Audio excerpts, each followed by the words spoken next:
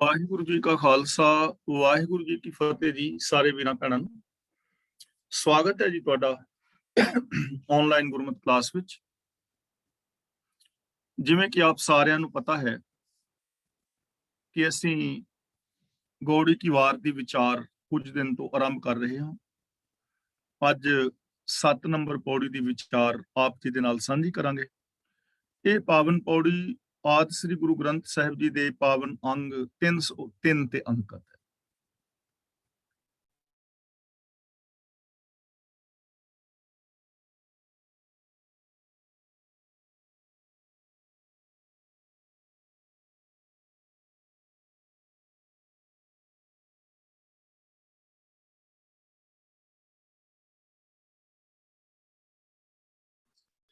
Giani ji sorry, ਤੁਸੀਂ unmute ਹੋ ਜਾਓ ਜੀ। ਤੁਸੀਂ ਮਿਊਟ ਹੋ ਗਏ ਫॉर ਸਮ ਰੀਜ਼ਨ।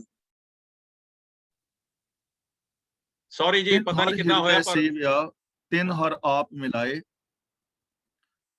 उच्चारण करना है हृदय, हृदय नहीं पढ़ना, हृदय। जिन हर हृदय सेव्या, ਤਿੰਨ ਹਰ ਆਪ ਮਿਲਾਏ। ਜਿਨ੍ਹਾਂ ਨੇ ਹਿਰਦੇ ਦੇ ਅੰਦਰ ਆਪਣੇ ਦਿਲ ਵਿੱਚ ਪ੍ਰਭੂ ਨੂੰ ਯਾਦ ਕੀਤਾ ਹੈ। ਹਿਰਦੇ ਦਾ ਮਤਲਬ ਸੋਚ ਦੇ ਅੰਦਰ ਪ੍ਰਭੂ ਨੂੰ ਵਸਾਇਆ ਹੈ। ਤਿੰਨ ਹਰ ਆਪ ਮਿਲਾਏ, ਉਹਨਾਂ ਨੂੰ ਪ੍ਰਭੂ ਆਪਣੇ ਨਾਲ ਮਿਲਾ ਲੈਂਦਾ, ਉਹਨਾਂ ਨੂੰ ਰੱਬ ਆਪਣੇ ਨਾਲ ਮਿਲਾ ਲੈਂਦਾ। ਜਿਹੜੇ ਆਪਣੇ ਦਿਲ ਦੇ ਅੰਦਰ ਪ੍ਰਭੂ ਨੂੰ ਸੇਵਦੇ ਨੇ, ਸਿਮਰਦੇ ਨੇ, ਆਪਣੀ ਯਾਦ ਅੰਦਰ ਵਸਾਉਂਦੇ ਨੇ। ਹੁਣ ਇਹ ਚੀਜ਼ ਸਮਝਣ ਵਾਲੀ ਹੈ। ਇਸ ਦਾ ਭਾਵ ਅਰਥ ਇਹ ਹੈ ਕਿ ਜੋ ਵੀ ਪ੍ਰਭੂ ਦੇ ਗੁਣਾਂ ਨੂੰ ਆਪਣੀ ਸੋਚ ਵਿੱਚ ਵਸਾ ਲੈਂਦਾ ਹੈ, ਰੱਬ ਉਹਨੂੰ ਆਪਣੇ ਨਾਲ ਮਿਲਾ ਲੈਂਦਾ ਹੈ। ਭਾਵ ਕਿ ਉਹ ਰੱਬ ਦਾ ਰੂਪ ਹੀ ਹੋ ਜਾਂਦਾ ਹੈ। ਅਗਲਾ ਬਚਨ ਕਰਦੇ ਨੇ, ਗੁਣ ਕੀ ਸਾਂਝ ਤਿਨ ਸਿਉ ਕਰੀ, ਸਭ ਅਵਗਣ ਸ਼ਬਦ ਜਲਾਏ।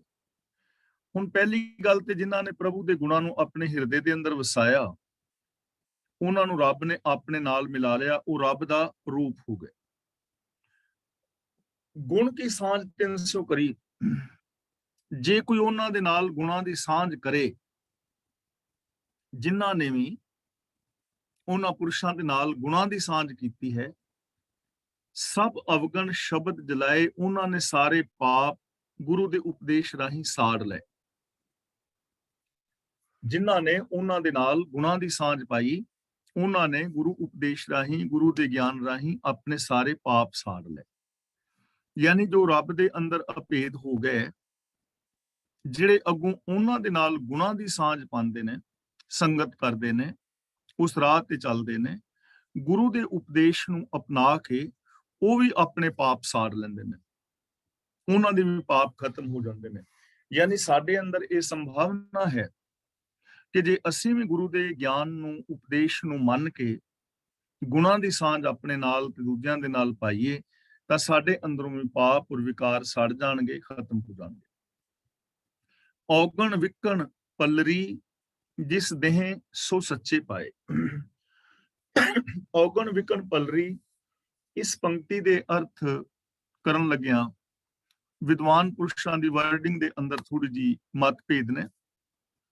ਕਿਸੇ ਨੇ ਅਰਥ ਕੀਤੇ ਨੇ ਕਿ ਜਿਹੜੇ ਔਗਣ ਨੇ ਉਹ ਪਰਾਲੀ ਦੇ ਭਾਵ ਵਿਕ ਜਾਂਦੇ ਨੇ, ਭਾਵ ਕਿ ਸੁਖੈਨ ਹੀ ਖਤਮ ਹੋ ਜਾਂਦੇ ਨੇ, ਤੇ ਇਹ ਗੁਣ ਉਹਨਾਂ ਨੂੰ ਮਿਲਦੇ ਨੇ, ਹੇ ਪ੍ਰਭੂ, ਜਿਨ੍ਹਾਂ ਨੂੰ ਤੂੰ ਦਿੰਦਾ ਹੈ। ਕੁਝ ਵਿਦਵਾਨਾਂ ਨੇ ਅਰਥ ਇਸ ਤਰ੍ਹਾਂ ਕੀਤੇ ਨੇ। ਕੁਝ ਵਿਦਵਾਨ ਇਸ ਦਾ ਅਰਥ ਕਰਦੇ ਨੇ ਔਗਣ ਵਿਕਣ ਪੱਲਰੀ। ਔਗਣ ਵਿਕਣ, ਵਿਕਣ ਦਾ ਮਤਲਬ ਖਤਮ ਹੋ ਜਾਂਦੇ ਨੇ। ਔਗਣ ਦਾ ਮਤਲਬ ਔਗਣ, ਜਦੋਂ ਕਿਸੇ ਦੇ ਅੰਦਰੋਂ ਵਿਕਾਰ ਖਤਮ ਹੁੰਦੇ ਨੇ। ਪੱਲਰੀ, ਤਾਂ ਫਿਰ ਉਹਦਾ ਜਿਹੜਾ ਆਤਮਿਕ ਜੀਵਨ ਹੈ ਪੱਲਰਦਾ ਹੈ, ਪ੍ਰਫੁੱਲਤ ਹੁੰਦਾ ਹੈ। ਇਹ ਅਰਥ ਜ਼ਿਆਦਾ ਠੀਕ ਭਾਸਤ ਹੈ। ਔਗਣ ਵਿਕਣ ਪੱਲਰੀ, ਕਿ ਜਿਨ੍ਹਾਂ ਦੇ ਅਵਗੁਣ ਖਤਮ ਹੋ ਜਾਂਦੇ ਨੇ। ਪੱਲਰੀ ਦਾ ਮਤਲਬ ਉਹ ਪੱਲਰਦੇ ਨੇ। ਜਿਸ ਦੇ ਅੰਦਰ ਭਾਸ਼ਾ ਬੋਲਦੇ ਨੇ ਕਿ ਜ਼ਮੀਨ ਆ ਫਸਲ ਬੜੀ ਪੱਲਰੀ ਹੈ, ਭਾਵ ਬੜੀ ਪਲੀ ਹੋਈ ਹੈ, ਚੰਗੀ ਪ੍ਰਫੁੱਲਤ ਹੋਈ ਹੈ। ਤਾਂ ਜਿਹੜੇ ਆਪਣੀ ਜ਼ਿੰਦਗੀ ਚੋਂ ਅਵਗੁਣਾਂ ਨੂੰ ਖਤਮ ਕਰ ਲੈਂਦੇ ਨੇ, ਉਹਨਾਂ ਦੇ ਜੀਵਨ ਦੇ ਅੰਦਰ ਫਿਰ ਗੁਣ ਪੱਲਰਦੇ ਨੇ, ਗੁਣ ਪ੍ਰਫੁੱਲਿਤ ਹੁੰਦੇ ਨੇ, ਉਹਨਾਂ ਦਾ ਆਤਮਿਕ ਜੀਵਨ ਪ੍ਰਫੁੱਲਿਤ ਹੁੰਦਾ ਹੈ, ਉਹਨਾਂ ਦੇ ਅੰਦਰ ਚੜ੍ਹਦੀ ਕਲਾ ਪੈਦਾ ਹੁੰਦੀ ਹੈ। ਤੇ ਗੁਣ ਕਿਹਨਾਂ ਨੂੰ ਮਿਲਦੇ ਨੇ? ਜਿਸ ਦੇਹ ਸੋ ਸੱਚੇ ਪਾਏ। ਹੇ ਪ੍ਰਭੂ, ਜਿਨ੍ਹਾਂ ਨੂੰ ਤੂੰ ਗੁਣ ਦਿੰਦਾ ਹੈ, ਉਹ ਗੁਣ ਤੇਰੇ ਤੋਂ ਪ੍ਰਾਪਤ ਕਰ ਲੈਂਦੇ ਨੇ। ਹੁਣ ਕੀ ਐਸਾ ਹੈ ਕਿ ਰੱਬ ਇੱਕ ਨੂੰ ਗੁਣ ਦਿੰਦਾ ਹੈ ਤੇ ਦੂਜੇ ਨੂੰ ਗੁਣ ਨਹੀਂ ਦਿੰਦਾ? ਐਸਾ ਨਹੀਂ ਹੈ। ਰੱਬ ਸਾਰਿਆਂ ਨੂੰ ਹੀ ਗੁਣ ਦਿੰਦਾ ਹੈ, ਪਰ ਜ਼ਰੂਰਤ ਤੇ ਇਹ ਹੈ ਕਿ ਲੈਣ ਵਾਲਾ ਕੀ ਚਾਹੁੰਦਾ ਹੈ। ਜੇ ਲੈਣ ਵਾਲਾ ਗੁਣ ਚਾਹੇਗਾ ਤਾਂ ਹੀ ਉਹਨੂੰ ਗੁਣ ਮਿਲਣਗੇ ਨਾ। ਰੱਬ ਸਾਡੇ ਸਾਰਿਆਂ ਦੇ ਅੰਦਰ ਹੈ। ਅਸੀਂ ਬਾਰ-ਬਾਰ ਇਹ ਚੀਜ਼ ਗੁਰਬਾਣੀ ਵਿੱਚ ਸਾਨੂੰ ਸਮਝਾਈ ਜਾ ਰਹੀ ਹੈ। ਤੇ ਸਾਡੇ ਅੰਦਰ ਅਵਗੁਣ ਵੀ ਨੇ ਔਰ ਗੁਣ ਵੀ ਨੇ। ਅਸੀਂ ਕੀ ਲੈਣਾ ਚਾਹੁੰਦੇ ਹਾਂ ਇਹਦੇ ਤੇ ਡਿਪੈਂਡ ਕਰੇਗਾ। ਅਸੀਂ ਕੀ ਲੈਣਾ ਚਾਹੁੰਦੇ ਹਾਂ, ਜੋ ਅਸੀਂ ਚੀਜ਼ ਚਾਹੁੰਦੇ ਹਾਂ ਸਾਨੂੰ ਉਹੀ ਚੀਜ਼ ਮਿਲ ਜਾਏਗੀ। ਜਿਵੇਂ ਆਪਾਂ ਪਹਿਲੇ ਦਿਨ ਵਿਚਾਰ ਕੀਤੀ ਸੀ ਇੱਕ ਦਿਨ, ਕਿ ਸਾਡਾ ਜੋ ਸਬਕੌਂਸ਼ੀਅਸ ਹੈ ਜਾਂ ਸਾਡਾ ਹਿਰਦਾ ਹੈ ਜਾਂ ਸਾਡੀ ਸੋਚ ਹੈ, ਕੋਈ ਵੀ ਸ਼ਬਦ ਵਰਤ ਲਓ, ਉਹ ਜ਼ਮੀਨ ਦੀ ਤਰ੍ਹਾਂ ਹੈ। ਤੇ ਜ਼ਮੀਨ ਦੇ ਅੰਦਰ ਜਿਹੜਾ ਵੀ ਬੀਜ ਬੀਜੋ, ਜ਼ਮੀਨ ਐਤਰਾਜ਼ ਨਹੀਂ ਕਰਦੀ ਕਿ ਮੇਰੇ ਵਿੱਚ ਚੀਜ਼ ਨਾ ਬੀਜੋ, ਕਿ ਮੇਰੇ ਅੰਦਰ ਗੰਨੇ ਨਾ ਬੀਜੋ ਜਾਂ ਨਿੰਮ ਨਾ ਬੀਜੋ। ਜੋ ਵੀ ਬੀਜ ਬੀਜਣਾ ਚਾਹੋ ਤੁਸੀਂ ਬੀਜ ਦਿਓ, ਜ਼ਮੀਨ ਨੇ ਉਹਨੂੰ ਅਸੈਪਟ ਕਰਨਾ ਹੈ ਔਰ ਜ਼ਮੀਨ ਨੇ ਉਹਨੂੰ ਪੈਦਾ ਕਰ ਦੇਣਾ, ਉਹਨੂੰ ਰੁੱਖ ਬਣਾ ਦੇਣਾ, ਉਹਨੂੰ ਫਲ ਲਾ ਦੇਣੇ ਨੇ। ਇਸੇ ਤਰ੍ਹਾਂ ਸਾਡਾ ਸਬਕੌਂਸ਼ੀਅਸ ਮਾਈਂਡ ਹੈ ਜਿਹੜਾ ਸਾਡੇ ਅੰਦਰ ਹੈ। ਤੇ ਇੱਕ ਮਿੰਟ, ਮੈਂ ਇੱਕ ਕਾਲ ਨਿੱਕੀ ਜੀ ਮੈਂ ਉਹ ਅਟੈਂਡ ਕਰ ਲਵਾਂ, ਛੋਟੀ ਜਿਹੀ ਵਿੱਚ ਕਾਲ ਕਿਸੇ ਦੀ ਜ਼ਰੂਰੀ, ਮੈਂ ਤਾਂ ਚਲੋ ਕੱਟੀ ਗਈ। ਔਗਣ ਵਿਕਨ ਪਲਰੀ ਜਿਸ ਦੇ ਸੱਚੇ ਪਾਏ, ਸਾਡੇ ਅੰਦਰ ਅਵਗੁਣ ਵੀ ਨੇ ਔਰ ਗੁਣ ਵੀ ਨੇ। ਤੇ ਸਾਡਾ ਸਬਕੌਂਸ਼ੀਅਸ ਜਾਂ ਸਾਡੀ ਜੋ ਸੋਚ ਹੈ ਉਹ ਕਿਵੇਂ ਹੈ? ਜ਼ਮੀਨ ਦੀ ਤਰ੍ਹਾਂ। ਜੋ ਵੀ ਤੁਸੀਂ ਬੀਜੋਗੇ ਨਾ ਉਹ ਉਹਨੇ ਪੈਦਾ ਕਰ ਦੇਣੀ। ਜੇ ਨੈਗੇਟਿਵ ਬੀਜ ਬੀਜੋਗੇ ਤੇ ਤੁਹਾਡੇ ਅੰਦਰ ਨੈਗੇਟਿਵਿਟੀ ਪੈਦਾ ਹੋ ਜਾਏਗੀ। ਜੇ ਪੋਜ਼ਿਟਿਵ ਬੀਜੋਗੇ ਤਾਂ ਪੋਜ਼ਿਟਿਵ ਪੈਦਾ ਕਰ ਦੇਵੇਗੀ। ਇਹਨੂੰ ਦੂਜੀ ਮਿਸਾਲ ਨਾਲ ਸਮਝ ਲੈਂਦੇ ਆ। ਜਿਵੇਂ ਦੋ ਘੋੜੇ ਨੇ ਤੁਹਾਡੇ ਕੋਲ, ਜਿਹੜੇ ਘੋੜੇ ਨੂੰ ਜ਼ਿਆਦਾ ਖੁਰਾਕ ਦਿਓਗੇ ਉਹ ਘੋੜਾ ਜਿੱਤੇਗਾ, ਤਾਕਤਵਰ ਹੋਏਗਾ। ਜਿਸ ਘੋੜੇ ਨੂੰ ਖੁਰਾਕ ਨਹੀਂ ਪਾਓਗੇ ਉਹ ਕਮਜ਼ੋਰ ਹੋ ਜਾਏਗਾ। ਕੋਈ ਵੀ ਪਸ਼ੂ ਹੈ, ਉਹਨੂੰ ਤੁਸੀਂ ਖੁਰਾਕ ਜ਼ਿਆਦਾ ਦਿਓਗੇ ਉਹ ਤਾਕਤਵਰ ਹੋਏਗਾ, ਜਿਸ ਨੂੰ ਖੁਰਾਕ ਨਹੀਂ ਦਿਵੋਗੇ ਉਹ ਕਮਜ਼ੋਰ ਹੋ ਜਾਏਗਾ। ਸਾਡੇ ਅੰਦਰ ਨੈਗੇਟਿਵਿਟੀ ਔਰ ਪੋਜ਼ਿਟਿਵਿਟੀ ਇਹ ਦੋ ਘੋੜਿਆਂ ਦੀ ਤਰ੍ਹਾਂ ਨੇ। ਜਿਸ ਨੂੰ ਜ਼ਿਆਦਾ ਖੁਰਾਕ ਦਿਓਗੇ ਉਹ ਤਾਕਤਵਰ ਹੋ ਜਾਏਗਾ, ਜਿਹਨੂੰ ਖੁਰਾਕ ਨਹੀਂ ਦਿਓਗੇ ਉਹ ਕਮਜ਼ੋਰ ਹੋ ਜਾਏਗਾ। ਆਮ ਬੰਦਾ ਜੋ ਹੈ ਨੈਗੇਟਿਵ ਥਿੰਕਿੰਗ ਨੂੰ ਤਾਕਤ ਜ਼ਿਆਦਾ ਦਿੰਦਾ ਹੈ, ਜ਼ਿਆਦਾ ਸੋਚਦਾ ਹੈ, ਇਸ ਲਈ ਆਮ ਲੋਕ ਨੈਗੇਟਿਵ ਹੋ ਜਾਂਦੇ ਨੇ। ਤੇ ਜੋ ਆਪਣੇ ਅੰਦਰ ਪੋਜ਼ਿਟਿਵਿਟੀ ਦੀ ਖੁਰਾਕ ਪਾਉਂਦੇ ਨੇ ਉਹਨਾਂ ਦਾ ਪੋਜ਼ਿਟਿਵ ਪੱਖ ਮਜ਼ਬੂਤ ਹੋ ਜਾਂਦਾ ਹੈ। ਇਸੇ ਤਰ੍ਹਾਂ ਸਾਡਾ ਹਿਰਦਾ, ਸਾਡੀ ਸੋਚ ਜ਼ਮੀਨ ਦੀ ਤਰ੍ਹਾਂ ਹੈ। ਜੇ ਇਸ ਵਿੱਚ ਨੈਗੇਟਿਵ ਬੀਜ ਬੀਜੋਗੇ ਨੈਗੇਟਿਵ ਪੈਦਾ ਹੋ ਜਾਣਗੇ, ਪੋਜ਼ਿਟਿਵ ਬੀਜੋਗੇ ਪੋਜ਼ਿਟਿਵ ਪੈਦਾ ਹੋ ਜਾਣਗੇ। ਤਾਂ ਗੁਰੂ ਜੀ ਕਹਿੰਦੇ ਨੇ ਔਗਣ ਵਿਕਣ ਪੱਲਰੀ। ਜਦੋਂ ਔਗਣਾਂ ਨੂੰ ਖਤਮ ਕਰੋਗੇ ਤਾਂ ਪੱਲਰੀ ਦਾ ਮਤਲਬ ਤੁਹਾਡਾ ਆਤਮਿਕ ਜੀਵਨ ਪੱਲਰੇਗਾ, ਪ੍ਰਫੁੱਲਤ ਹੋਏਗਾ। ਗੁਣ ਬੀਜੋਗੇ ਗੁਣ ਪ੍ਰਫੁੱਲਤ ਹੋਣਗੇ। ਜਿਸ ਦੇਹ ਸੋ ਸੱਚੇ ਪਾਏ ਤੇ ਮਾਲਕ, ਜਿਸ ਨੂੰ ਤੂੰ ਦਿੰਦਾ ਹੈ ਉਹ ਇਹ ਗੁਣ ਪਾ ਲੈਂਦਾ ਹੈ। ਤਾਂ ਇਸ ਲਈ ਅਸੀਂ ਗੁਣਾਂ ਨੂੰ ਕਰਤੇ ਤੋਂ ਮੰਗਣਾ ਹੈ। ਜੋ ਵੀ ਮੰਗਾਂਗੇ, ਜੋ ਵੀ ਬੀਜਾਂਗੇ ਉਹੀ ਸਾਨੂੰ ਮਿਲ ਜਾਏਗਾ। ਇਸੇ ਨੂੰ ਕਹਿੰਦੇ ਨੇ ਜੋ ਮੰਗੇ ਠਾਕੁਰ ਆਪਣੇ ਤੇ ਸੋਈ ਸੋਈ ਦੇਵੇ। ਜੋ ਅੰਦਰ ਬੀਜੋਗੇ ਉਹੀ ਉੱਗੇਗਾ। ਅਗਲਾ ਵਚਨ ਕਰਦੇ ਨੇ, ਬਲਿਹਾਰੀ ਗੁਰ ਆਪਣੇ ਜਿਨ ਔਗਣ ਮੇਟ ਗੁਣ ਪ੍ਰਗਟੀ ਆਏ। ਹੁਣ ਇਹ ਗੱਲ ਤਾਂ ਸਮਝ ਆ ਗਈ ਕਿ ਜੇ ਅਸੀਂ ਅਵਗੁਣਾਂ ਨੂੰ ਖਤਮ ਕਰਾਂਗੇ ਤਾਂ ਸਾਡੇ ਅੰਦਰ ਗੁਣ ਪ੍ਰਗਟ ਹੋਣਗੇ। ਪਰ ਸਵਾਲ ਇਹ ਹੈ ਕਿ ਇਹ ਔਗਣ ਖਤਮ ਕਿਵੇਂ ਹੋਣ ਔਰ ਗੁਣ ਪ੍ਰਗਟ ਕਿਵੇਂ ਹੋਣ? ਪ੍ਰੋਬਲਮ ਇਹ ਹੈ, ਸਾਨੂੰ ਇਹ ਤਾਂ ਸਮਝਾ ਦਿੱਤਾ ਜਾਂਦਾ ਹੈ ਕਿ ਤੁਸੀਂ ਨੈਗੇਟਿਵ ਨਾ ਸੋਚੋ, ਪੋਜ਼ਿਟਿਵ ਸੋਚੋ। ਆਮ ਸਾਨੂੰ ਕਿਹਾ ਜਾਂਦਾ ਹੈ ਕਿ ਤੁਸੀਂ ਚਿੰਤਾ ਨਾ ਕਰੋ। ਡਾਕਟਰ ਕੋਲ ਵੀ ਜਾਈਏ ਨਾ ਤਾਂ ਉਹ ਦਵਾਈ ਦਾਰੂ ਦਿੰਦੇ ਨੇ ਤੇ ਨਾਲ ਉਹ ਕਹਿੰਦੇ ਨੇ ਵੀ ਚਿੰਤਾ ਨਾ ਕਰਿਆ ਕਰੋ, ਫਿਕਰ ਨਾ ਕਰਿਆ ਕਰੋ। ਹੁਣ ਇੰਨੀ ਗੱਲ ਕਹਿਣ ਦੇ ਨਾਲ ਫਿਕਰ ਨਾ ਕਰੋ, ਸਾਡਾ ਫਿਕਰ ਮੁੱਕਦਾ ਨਹੀਂ। ਚਿੰਤਾ ਨਾ ਕਰੋ, ਇਹਦੇ ਨਾਲ ਸਾਡੀ ਚਿੰਤਾ ਛੁੱਟਦੀ ਨਹੀਂ। ਹੁਣ ਸਵਾਲ ਇਹ ਹੈ ਕਿ ਉਹ ਮੈਥਡ ਕੀ ਹੈ ਜਿਸ ਰਾਹੀਂ ਚਿੰਤਾ ਤੋਂ ਬਾਹਰ ਆਇਆ ਜਾਏ। ਮੈਥਡ ਦਾ ਪਤਾ ਹੋਣਾ ਚਾਹੀਦਾ। ਜਦੋਂ ਮੈਥਡ ਦਾ ਨਹੀਂ ਪਤਾ, ਢੰਗ ਦਾ ਨਹੀਂ ਪਤਾ, ਉਦੋਂ ਤੱਕ ਅਸੀਂ ਕੁਝ ਕਰ ਨਹੀਂ ਪਾਵਾਂਗੇ। ਇਸ ਲਈ ਹੁਣ ਸਵਾਲ ਪੈਦਾ ਹੁੰਦਾ ਹੈ ਕਿ ਜਿਹੜੇ ਅਵਗੁਣ ਨੇ ਉਹ ਖਤਮ ਕਿਵੇਂ ਹੋਣ ਔਰ ਗੁਣਾਂ ਦੇ ਧਾਰਨੀ ਕਿਵੇਂ ਹੋਈਏ, ਉਹਦਾ ਮੈਥਡ ਕੀ ਹੈ? ਤਾਂ ਗੁਰੂ ਜੀ ਕਹਿੰਦੇ ਨੇ, ਬਲਿਹਾਰੀ ਗੁਰ ਆਪਣੇ, ਮੈਂ ਆਪਣੇ ਗੁਰੂ ਤੋਂ ਬਲਿਹਾਰ ਹਾਂ, ਵਾਰ ਨੇ ਸਦਕੇ ਜਾਂਦਾ ਹਾਂ।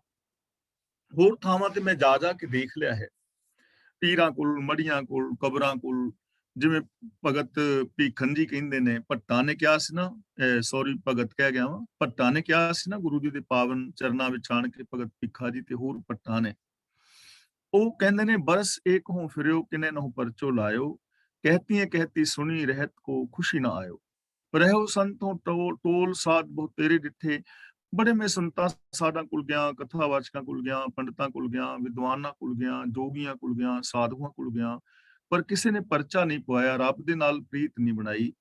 और ਜਦੋਂ ਮੈਂ ਨੇੜੇ ਹੋ ਕੇ ਦੇਖਿਆ ਹੈ ਤਾਂ ਉਹਨਾਂ ਦੀ ਆਪਣੀ ਵੀ ਕਥਨੀ ਕਰਨੀ ਵਿੱਚ ਫਰਕ ਸੀ। ਇਸ ਲਈ ਮੈਂ ਸਾਰਿਆਂ ਨੂੰ ਛੱਡ ਕੇ ਉਹ ਚੀਜ਼ਾਂ ਅਪਣਾ ਲਈ, ਅਜਮਾ ਲਈਆਂ। ਬਲਿਹਾਰੀ ਗੁਰ ਆਪਣੇ, ਮੈਂ ਆਪਣੇ ਗੁਰੂ ਤੋਂ ਕੁਰਬਾਨ ਜਾਂਦਾ ਹਾਂ। ਜਿਨ ਔਗਣ ਮੇਟ ਗੁਣ ਪ੍ਰਗਟੀ ਆਏ, ਜਿਸਨੇ ਅਵਗੁਣ ਮਿਟਾ ਕੇ ਮੇਰੇ ਅੰਦਰ ਗੁਣ ਪ੍ਰਗਟ ਕਰ ਦਿੱਤੇ। ਯਾਨੀ ਸਾਡੇ ਅਵਗੁਣ ਖਤਮ ਹੋ ਸਕਦੇ ਨੇ, ਸਾਡੀ ਜ਼ਿੰਦਗੀ ਵਿੱਚ ਗੁਣ ਪ੍ਰਗਟ ਹੋ ਸਕਦੇ ਨੇ। ਉਹਦੇ ਵਾਸਤੇ ਜਿਹੜਾ ਰਾਸਤਾ ਹੈ ਉਹ ਹੈ ਗੁਰੂ ਦੇ ਦੱਸੇ ਰਾਹ ਤੇ ਤੁਰਨਾ, ਗੁਰੂ ਤੋਂ ਗਿਆਨ ਦੀ ਦਾਤ ਲੈਣੀ। ਜੇ ਸੌਖੇ ਲਫ਼ਜ਼ਾਂ ਵਿੱਚ ਅਸੀਂ ਸਮਝੀਏ ਨਾ, ਤਾਂ ਸੌਖੇ ਲਫ਼ਜ਼ਾਂ ਵਿੱਚ ਅਸੀਂ ਕਹਿ ਸਕਦੇ ਹਾਂ ਗੁਰੂ ਦੀ ਬਾਣੀ ਨੂੰ ਆਪ ਪੜ੍ਹਨਾ, ਗੁਰਬਾਣੀ ਦੀ ਆਪ ਵਿਚਾਰ ਕਰਨੀ, ਔਰ ਗੁਰਬਾਣੀ ਆਸ਼ੇ ਮੁਤਾਬਕ ਜ਼ਿੰਦਗੀ ਜੀਣੀ ਸ਼ੁਰੂ ਕਰ ਦੇਣੀ। ਅਵਗੁਣ ਮਿਟ ਜਾਣਗੇ, ਗੁਣ ਆਟੋਮੈਟਿਕਲੀ ਪ੍ਰਗਟ ਹੋ ਜਾਣਗੇ। ਔਰ ਜੋ ਸਾਈਕੋਲੋਜਿਸਟ ਨੇ ਜਾਂ ਸਾਈਕੋਥੈਰੇਪਿਸਟ ਨੇ, ਉਹ ਵੀ ਇਹੀ ਸਿਧਾਂਤ ਅਪਣਾਉਂਦੇ ਨੇ ਜੋ ਸਾਨੂੰ ਗੁਰਬਾਣੀ ਵਿੱਚ ਦੱਸਿਆ ਜਾ ਰਿਹਾ ਨਾ। ਮੈਥਡ ਉਹਨਾਂ ਦੇ ਕੋਲ ਵੀ ਹੈ, ਉਹ ਇਸ ਮੈਥਡ ਨੂੰ ਲੈ ਕੇ ਚੱਲਦੇ ਨੇ। ਜਿੰਨੇ ਵੀ ਸਾਈਕੋਥੈਰੇਪਿਸਟ ਨੇ ਜੋ CBT ਕੋਗਨੀਟਿਵ ਬਿਹੇਵੀਅਰ ਥੈਰੇਪੀ ਰਾਹੀਂ ਕਿਸੇ ਦਾ ਇਲਾਜ ਕਰਦੇ ਨੇ ਨੈਗੇਟਿਵ ਤੋਂ ਪੋਜ਼ਿਟਿਵ ਲੈ ਜਾਣ ਵਾਸਤੇ, ਤਾਂ ਉਹਨਾਂ ਨੇ ਵੀ ਇਹਨਾਂ ਚੀਜ਼ਾਂ ਨੂੰ ਅਪਣਾਇਆ ਹੈ। ਜੋ ਐਕਟੀਵਿਟੀ ਇਵੈਂਟ ਹੈ, ਜਿਹੜੇ ਇਵੈਂਟ ਨੇ ਉਹਨਾਂ ਤੋਂ ਸਾਡੇ ਅੰਦਰ ਬਿਲੀਫ ਸਿਸਟਮ ਬਣਦਾ ਹੈ।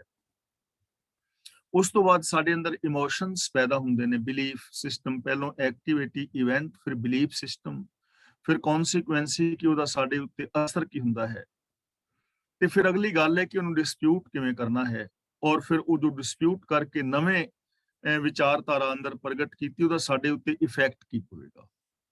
ਤਾਂ ਗੁਰੂ ਸਾਹਿਬ ਜੀ ਕਹਿੰਦੇ ਨੇ ਗੁਰੂ ਦੇ ਦੱਸੇ ਰਾਹ ਤੇ ਚੱਲ ਕੇ ਅਵਗੁਣਾਂ ਨੂੰ ਖਤਮ ਕਰਕੇ ਗੁਣ ਪ੍ਰਗਟ ਕੀਤੇ ਜਾ ਸਕਦੇ ਨੇ। ਮੈਂ ਆਪਣੇ ਗੁਰੂ ਤੋਂ ਕੁਰਬਾਨ ਵਾਰਨੇ ਸਦਕੇ ਹਾਂ। ਤਾਂ ਸਾਡੇ ਕੋਲ ਕਿੰਨਾ ਸੋਹਣਾ ਰਾਸਤਾ ਹੈ ਕਿ ਅਸੀਂ ਗੁਰਬਾਣੀ ਪੜ੍ਹ ਕੇ, ਗੁਰਬਾਣੀ ਵਿਚਾਰ ਕੇ, ਗੁਰਬਾਣੀ ਮੁਤਾਬਕ ਜ਼ਿੰਦਗੀ ਜੀ ਕੇ ਆਪਣੇ ਜੀਵਨ ਚੋਂ ਅਵਗੁਣਾਂ ਨੂੰ ਖਤਮ ਕਰਕੇ ਗੁਣਾਂ ਦੇ ਧਾਰਨੀ ਹੋ ਸਕਦੇ ਹਾਂ, ਚਿੰਤਾਵਾਂ ਤੋਂ ਮੁਕਤ ਹੋ ਸਕਦੇ ਹਾਂ। ਵੱਡੀ ਵਡਿਆਈ ਵੱਡੇ ਕੀ, ਗੁਰਮੁਖ ਆਲਾਏ। ਇਹਨੂੰ ਅਲਾਏ ਨਹੀਂ ਪੜ੍ਹਨਾ, ਆਲਾਏ ਐੜੇ ਦੇ ਨਾਲ ਵੀ ਕਰਨਾ ਹੈ। ਆਲਾਏ, ਅਲਾਏ ਦਾ ਮਤਲਬ ਉਚਾਰਦਾ ਹੈ। ਹੁਣ ਜੋ ਸਤਿਗੁਰ ਦੇ ਸਨਮੁਖ ਹੁੰਦਾ ਹੈ, ਵੱਡੇ ਪ੍ਰਭੂ ਦੀ ਸਿਫਤ ਸਲਾਹ ਕਰਨ ਲੱਗ ਜਾਂਦਾ ਹੈ। ਵੱਡੀ ਵਡਿਆਈ ਵੱਡੇ ਕੀ, ਜੋ ਵੱਡੇ ਦੀਆਂ ਵਡਿਆਈਆਂ ਨੇ, ਗੁਣ ਨੇ। ਗੁਰਮੁਖ ਆਲਾਏ, ਗੁਰਮੁਖ ਦਾ ਮਤਲਬ ਗੁਰੂ ਦੇ ਦੱਸੇ ਰਾਹ ਤੇ ਤੁਰਨ ਵਾਲਾ। ਆਲਾਏ ਦਾ ਮਤਲਬ ਸਿਫਤ ਸਲਾਹ ਕਰਦਾ ਹੈ। ਗੁਰੂ ਦੇ ਦੱਸੇ ਰਾਹ ਤੇ ਤੁਰਨ ਵਾਲਾ ਇਨਸਾਨ ਵੱਡੇ ਪ੍ਰਭੂ ਦੀਆਂ ਵਡਿਆਈਆਂ ਕਰਦਾ ਹੈ, ਗੁਣ ਗਾਉਂਦਾ ਹੈ, ਗੁਣਾਂ ਬਾਰੇ ਬੋਲਦਾ ਹੈ, ਗੁਣਾਂ ਵਾਲੀ ਜ਼ਿੰਦਗੀ ਜੀਂਦਾ ਹੈ। ਤਾਂ ਇਸ ਤਰ੍ਹਾਂ ਜ਼ਿੰਦਗੀ ਜੀਣ ਦੇ ਨਾਲ ਉਹਦੀ ਜ਼ਿੰਦਗੀ ਚੋਂ ਅਵਗੁਣ ਟੋਟਲ ਖਤਮ ਹੋ ਜਾਂਦੇ ਨੇ, ਔਰ ਸਾਰੇ ਦੇ ਸਾਰੇ ਗੁਣ ਉਹਦੇ ਅੰਦਰ ਸਮਾ ਜਾਂਦੇ ਨੇ। ਹੁਣ ਇਹ ਕੰਮ ਕੌਣ ਕਰ ਰਿਹਾ ਹੈ? ਜੋ ਗੁਰੂ ਦੇ ਦੱਸੇ ਰਾਹ ਤੇ ਚੱਲਦਾ ਹੈ, ਉਹ ਤਾਂ ਇਹ ਕਾਰਜ ਕਰੇਗਾ, ਉਹ ਐਸੀ ਜ਼ਿੰਦਗੀ ਜੀਵੇਗਾ।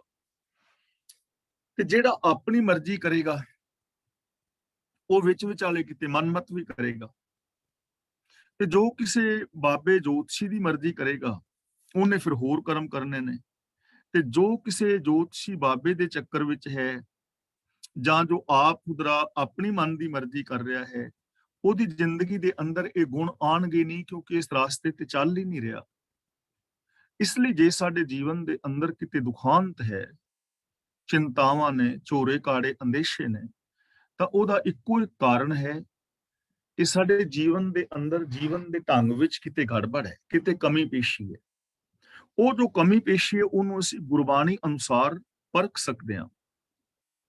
ਜਿੱਥੇ ਸਾਨੂੰ ਕਮੀ ਪੇਸ਼ੀ ਆਵੇ, ਅਸੀਂ ਉਸ ਕਮੀ ਨੂੰ ਦੂਰ ਕਰਕੇ ਗੁਰਬਾਣੀ ਮੁਤਾਬਕ ਜ਼ਿੰਦਗੀ ਜੀ ਕੇ ਆਪਣੇ ਜੀਵਨ ਨੂੰ ਸਫਲ ਕਰਨ ਦੇ ਵਿੱਚ ਕਾਮਯਾਬ ਹੋ ਸਕਦੇ ਹਾਂ।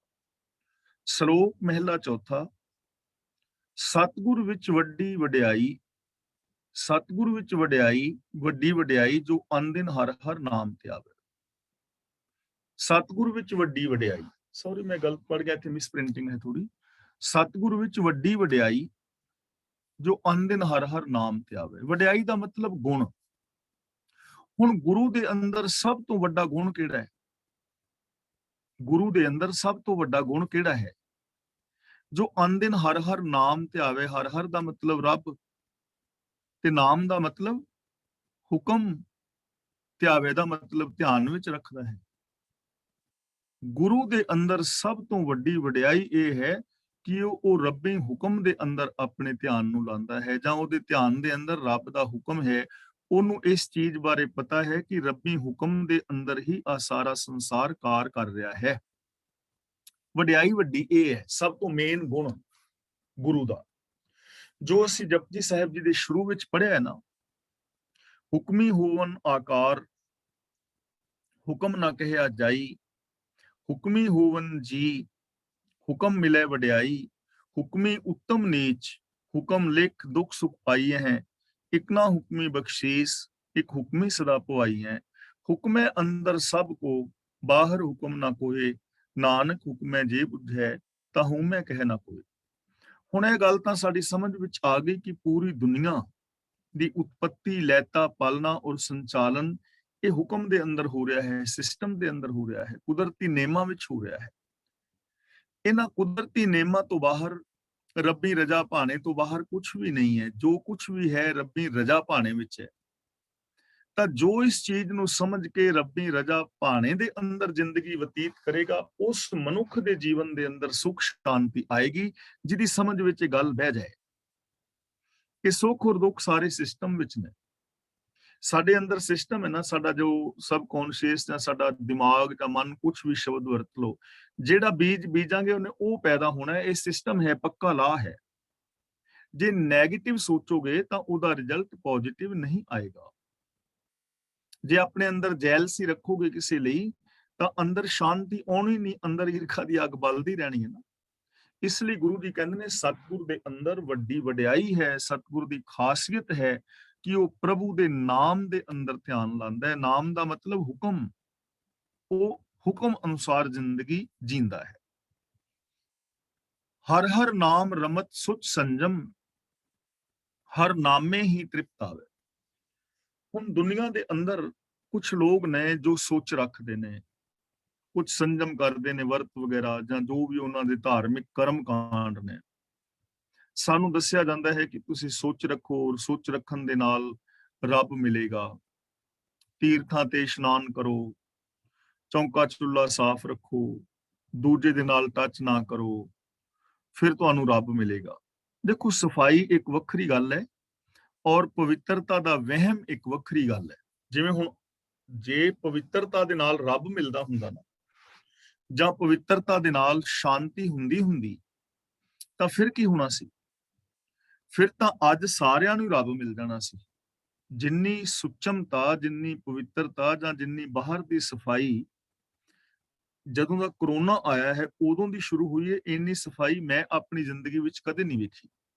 ਹਾਲਾਂਕਿ ਸਾਰੇ ਲੋਕ ਸਾਫ਼ ਸੁਥਰੇ ਰਹਿੰਦੇ ਸਨ, ਪਹਿਲਾਂ ਵੀ ਰਹਿੰਦੇ ਸਨ, ਲੇਕਿਨ ਇੰਨੀ ਸਫਾਈ ਕਿ ਬੰਦਾ ਬਾਰ-ਬਾਰ ਆਪਣੇ ਹੱਥਾਂ ਨੂੰ ਸੈਨੀਟਾਈਜ਼ ਕਰ ਰਿਹਾ ਹੈ, ਦੂਜੇ ਦੇ ਨਾਲ ਟੱਚ ਨਹੀਂ ਕਰ ਰਿਹਾ, ਘਰ ਸੈਨੀਟਾਈਜ਼ ਕਰ ਰਿਹਾ ਹੈ, ਜੇ ਕਿਤੇ ਕੁੰਡਾ ਖੋਲਿਆ ਹੈ ਉੱਥੇ ਸੈਨੀਟਾਈਜ਼ਰ ਮਾਰਿਆ ਹੈ, ਗੁਰਦੁਆਰੇ ਸਾਹਿਬਾਨ, ਮੰਦਰ ਮਸੀਤਾਂ ਵਿੱਚ ਸੈਨੀਟਾਈਜ਼ਰ ਮਾਰਿਆ ਜਾ ਰਿਹਾ ਹੈ, ਮਾਸਕ ਲਾ ਕੇ ਬੰਦਾ ਫਿਰ ਰਿਹਾ ਹੈ। ਕਿੰਨੀ ਸਫਾਈ ਹੈ ਕਿ ਆਪਣੇ ਹੀ ਹੱਥ ਜਾਂ ਉਂਗਲੀ ਕੰਨ ਔਰ ਅੱਖ ਨੂੰ ਲਾਉਣ ਤੋਂ ਝਿਜਕਦਾ ਹੈ ਪਿਆ। ਇੰਨੀ ਸਫਾਈ। ਜੇ ਤਾਂ ਬਾਹਰਲੀ ਸਫਾਈ ਨਾਲ ਰੱਬ ਮਿਲਦਾ ਤਾਂ ਫਿਰ ਤਾਂ ਸਾਰਿਆਂ ਨੂੰ ਮਿਲ ਜਾਣਾ ਸੀ। ਹੁਣ ਤੇ ਸਾਰੇ ਸਫਾਈ ਰੱਖ ਰਹੇ ਨੇ, ਲੇਕਿਨ ਸਫਾਈ ਵੱਖਰੀ ਚੀਜ਼ ਹੈ ਔਰ ਵਹਿਮ ਇੱਕ ਵੱਖਰੀ ਚੀਜ਼ ਹੈ। ਸਫਾਈ ਰੱਖਣਾ ਸਾਡਾ ਹੱਕ ਵੀ ਹੈ, ਸਾਡਾ ਫਰਜ਼ ਵੀ ਹੈ। ਹਰ ਬੰਦੇ ਨੂੰ ਸਫਾਈ ਰੱਖਣੀ ਚਾਹੀਦੀ ਹੈ, ਕਿਉਂਕਿ ਸਫਾਈ ਰੱਖਣ ਦੇ ਨਾਲ ਬਹੁਤ ਸਾਰੀਆਂ ਬਿਮਾਰੀਆਂ ਤੋਂ, ਰੋਗਾਂ ਤੋਂ ਬਚਿਆ ਜਾ ਸਕਦਾ ਹੈ। ਪਰ ਜੇ ਕੋਈ ਇਹ ਕਹੇ ਕਿ ਮੈਂ ਬਾਹਰ ਦੀ ਸਫਾਈ ਰੱਖ ਕੇ ਤੇ ਅੰਦਰੋਂ ਠੱਗੀਆਂ ਔਰ ਬੇਈਮਾਨੀਆਂ, ਚੋਰੀਆਂ ਕਰਕੇ ਰੱਬ ਨੂੰ ਪਾ ਲਵਾਂ, ਐਵੇਂ ਨਹੀਂ ਹੋਣਾ। ਕਿਉਂਕਿ ਬਾਹਰ ਦੀ ਸਫਾਈ ਤੇ ਹੁਣ ਬੜੀ ਹੈ, ਲੇਕਿਨ ਕੀ ਅੰਦਰ ਦੀ ਸਫਾਈ ਹੋ ਗਈ? ਸੋਚ ਕਿੱਥੇ ਖੜੀ ਹੈ? ਜਿਵੇਂ ਉਹ ਕੱਲ ਵੀ ਅਸੀਂ ਗੱਲ ਕੀਤੀ ਸੀ, ਕਿਵੇਂ ਵੀਡੀਓ ਵਾਇਰਲ ਹੋਈਆਂ ਨੇ ਕਿ ਕਰੋਨਾ ਨੂੰ ਵੀ ਲੋਕਾਂ ਨੇ ਕਮਾਈ ਦਾ ਸਾਧਨ ਬਣਾ ਲਿਆ ਹੈ। ਇੱਕ ਬੰਦਾ ਮਰ ਰਿਹਾ ਹੈ ਤੇ ਉਹਦਾ ਵੀ ਵਪਾਰ ਬਣਾ ਲਿਆ ਗਿਆ ਹੈ। ਈਰਖਾ, ਦਵੈਸ਼, ਵੈਰ, ਵਿਰੋਧ ਉਸੇ ਤਰ੍ਹਾਂ ਹੀ ਨੇ। ਤਾਂ ਜ਼ਰੂਰਤ ਤਾਂ ਅੰਦਰਲੀ ਸਫਾਈ ਦੀ ਹੈ। ਇਸ ਲਈ ਗੁਰੂ ਜੀ ਕਹਿੰਦੇ ਨੇ ਹਰ ਹਰ ਨਾਮ ਰਮਤ। ਨਾਮ ਦਾ ਮਤਲਬ ਹੁਕਮ, ਰਮਤ ਦਾ ਮਤਲਬ ਜਾਣਨਾ, ਅਪਣਾਣਾ। ਰੱਬੀ ਰਜ਼ਾ ਦੇ ਵਿੱਚ ਰਹਿਣਾ ਹੀ ਗੁਰੂ ਵਾਸਤੇ ਸੋਚ ਔਰ ਸੰਜਮ ਹੈ। ਯਾਨੀ ਰੱਬੀ ਰਜ਼ਾ ਦੇ ਵਿੱਚ ਰਹਿਣਾ ਹੀ ਸੋਚ ਸੰਜਮ ਹੈ। ਹਰ ਨਾਮੇ ਹੀ ਤ੍ਰਿਪਤਾਵੇ। ਤ੍ਰਿਪਤਾਵੇ ਦਾ ਮਤਲਬ ਤ੍ਰਿਪਤ ਰਹਿੰਦਾ ਹੈ। ਤੇ ਗੁਰੂ ਜੋ ਹੈ ਹਰੀ ਨਾਮ ਵਿੱਚ, ਰੱਬ ਦੇ ਹੁਕਮ ਦੇ ਵਿੱਚ ਹੀ ਤ੍ਰਿਪਤ ਰਹਿੰਦਾ ਹੈ। ਹੁਣ ਤੁਸੀਂ ਇਸ ਪੰਕਤੀ ਦੇ ਅਰਥ ਨੂੰ ਲਓ ਤੇ ਗੁਰੂ ਸਾਹਿਬਾਨ ਦੇ ਜੀਵਨ ਵੱਲ ਤੱਕੋ। ਗੁਰੂ ਨਾਨਕ ਦੇਵ ਜੀ ਦਾ ਜੀਵਨ ਤੱਕ ਲਓ। ਜਦੋਂ 4 ਉਦਾਸੀਆਂ ਤੇ ਗਏ ਨੇ ਤਾਂ ਦੇਖੋ ਸਾਰੀ ਜ਼ਿੰਦਗੀ 24-25 ਸਾਲ ਲਗਾਤਾਰ ਬਾਹਰ ਵਿਚਰਦੇ ਰਹੇ ਨੇ। ਔਰ ਕਿਸ ਢੰਗ ਦੀ ਉਹਨਾਂ ਦੀ ਜ਼ਿੰਦਗੀ ਸੀ। ਰਜਾ ਭਾਣੇ ਦੇ ਵਿੱਚ ਰਹਿ ਕੇ ਰਜਾ ਭਾਣੇ ਦਾ ਉਪਦੇਸ਼ ਕੀਤਾ, ਸੰਸਾਰ ਨੂੰ ਇੱਕ ਨਵੀਂ ਸੋਚ ਦਿੱਤੀ ਤੇ ਹੁਕਮ ਰਜ਼ਾਈ ਚੱਲਣ ਦਾ ਯਤਨ ਕਰੋ। ਹੁਕਮ ਰਜ਼ਾ ਦੇ ਵਿੱਚ ਚੱਲਣਾ ਹੀ ਅਸਲੀ ਜ਼ਿੰਦਗੀ ਹੈ। ਔਰ ਹਰ ਥਾਂ ਦੇ ਉੱਤੇ ਖੁਸ਼ ਨੇ, ਜੈਸਾ ਵੀ ਖਾਣ ਪੀਣ ਵਾਸਤੇ ਮਿਲਿਆ ਹੈ, ਜੈਸਾ ਵੀ ਥਾਂ ਮਿਲਿਆ ਹੈ, ਉੱਥੇ ਆਪਣਾ ਗੁਜ਼ਾਰਾ ਕੀਤਾ ਹੈ। ਨੰਬਰ 2, ਧੰਨ ਗੁਰੂ ਅਰਜਨ ਪਾਤਸ਼ਾਹ ਜੀ ਨੇ ਉਹ ਤੱਤੀ ਤਵੀ ਤੇ ਬੈਠ ਕੇ ਵੀ ਔਰ ਦੇਗਾਂ ਦੇ ਵਿੱਚ ਉਬਲ ਕੇ ਵੀ ਰਜਾ ਭਾਣੇ ਦੇ ਵਿੱਚ ਨੇ। ਉਹਨਾਂ ਨੂੰ ਪਤਾ ਹੈ ਕਿ ਰਜਾ ਔਰ ਭਾਣਾ ਕੀ ਹੈ। ਰਜਾ ਭਾਣੇ ਦੇ ਅੰਦਰ ਰਹਿ ਰਹੇ ਨੇ ਔਰ ਹੁਕਮ ਤੋਂ ਬਾਹਰ ਨਹੀਂ ਜਾ ਰਹੇ। ਬੇਸ਼ੱਕ ਦੇਗਾਂ ਵਿੱਚ ਉਬਾਲ ਦਿੱਤਾ ਗਿਆ, ਸੱਚ ਨੂੰ ਨਹੀਂ ਛੱਡਿਆ। ਧੰਨ ਗੁਰੂ ਤੇਗ ਬਹਾਦਰ ਜੀ, ਧੰਨ ਗੁਰੂ ਗੋਬਿੰਦ ਸਿੰਘ ਜੀ ਮਹਾਰਾਜ ਜਾਂ ਹੋਰ ਬਹੁਤ ਸਾਰੇ ਸਿੱਖ ਜਿਨ੍ਹਾਂ ਦਾ ਨਾਮ ਅਸੀਂ ਅਰਦਾਸ ਵਿੱਚ ਰੋਜ਼ ਲੈਂਦੇ ਹਾਂ, ਹੁਕਮ ਦੇ ਵਿੱਚ ਰਹੇ ਨੇ। ਉਹਨਾਂ ਨੇ ਕੋਈ ਉਹ ਬਾਕੀ ਦੀ ਇਹ ਨਹੀਂ ਵੀ ਸੋਚ ਸੰਜਮ ਕਰਦੇ ਰਹੇ ਨੇ, ਵਰਤ ਨਰਾਤੇ ਸਰਾਧ ਰੱਖਦੇ ਰਹੇ ਨੇ, ਤ੍ਰਿਪਤ ਰਹੇ ਨੇ, ਖੁਸ਼ ਰਹੇ ਨੇ, ਆਨੰਦਿਤ ਨੇ। ਤਾਂ ਗੁਰੂ ਜੀ ਕਹਿੰਦੇ ਨੇ ਸਤਿਗੁਰ ਦੀ ਸੋਚ ਤੇ ਸੰਜਮ ਰੱਬ ਦਾ ਹੁਕਮ ਹੈ ਔਰ ਰੱਬੀ ਹੁਕਮ ਦੇ ਅੰਦਰ ਹੀ ਉਹ ਹਮੇਸ਼ਾ ਤ੍ਰਿਪਤ ਰਹਿੰਦੇ ਨੇ, ਖੁਸ਼ ਰਹਿੰਦੇ ਨੇ। ਅਗਲਾ ਬਚਨ ਕਰਦੇ ਨੇ, ਹਰ ਨਾਮ ਤਾਣ, ਹਰ ਨਾਮ ਦੀਵਾਨ, ਹਰ ਨਾਮੂ ਰਾਖ ਕਰਾਵੇ। ਹਰ ਨਾਮ ਤਾਣ, ਤਾਣ ਦਾ ਮਤਲਬ ਤਾਕਤ, ਬਲ। ਦੀਵਾਨ ਦਾ ਮਤਲਬ ਆਸਰਾ। ਰੱਖ ਦਾ ਮਤਲਬ ਹੈਗਾ ਰੱਖਿਆ, ਰਕਸ਼ਾ। ਹਰ ਨਾਮ ਤਾਣ, ਨਾਮ ਦਾ ਮਤਲਬ ਹੁਕਮ। ਰੱਬ ਦਾ ਹੁਕਮ ਹੀ ਆਸਰਾ ਹੈ, ਰੱਬ ਦਾ ਹੁਕਮ ਹੀ ਉਹਨਾਂ ਦਾ ਬਲ ਹੈ।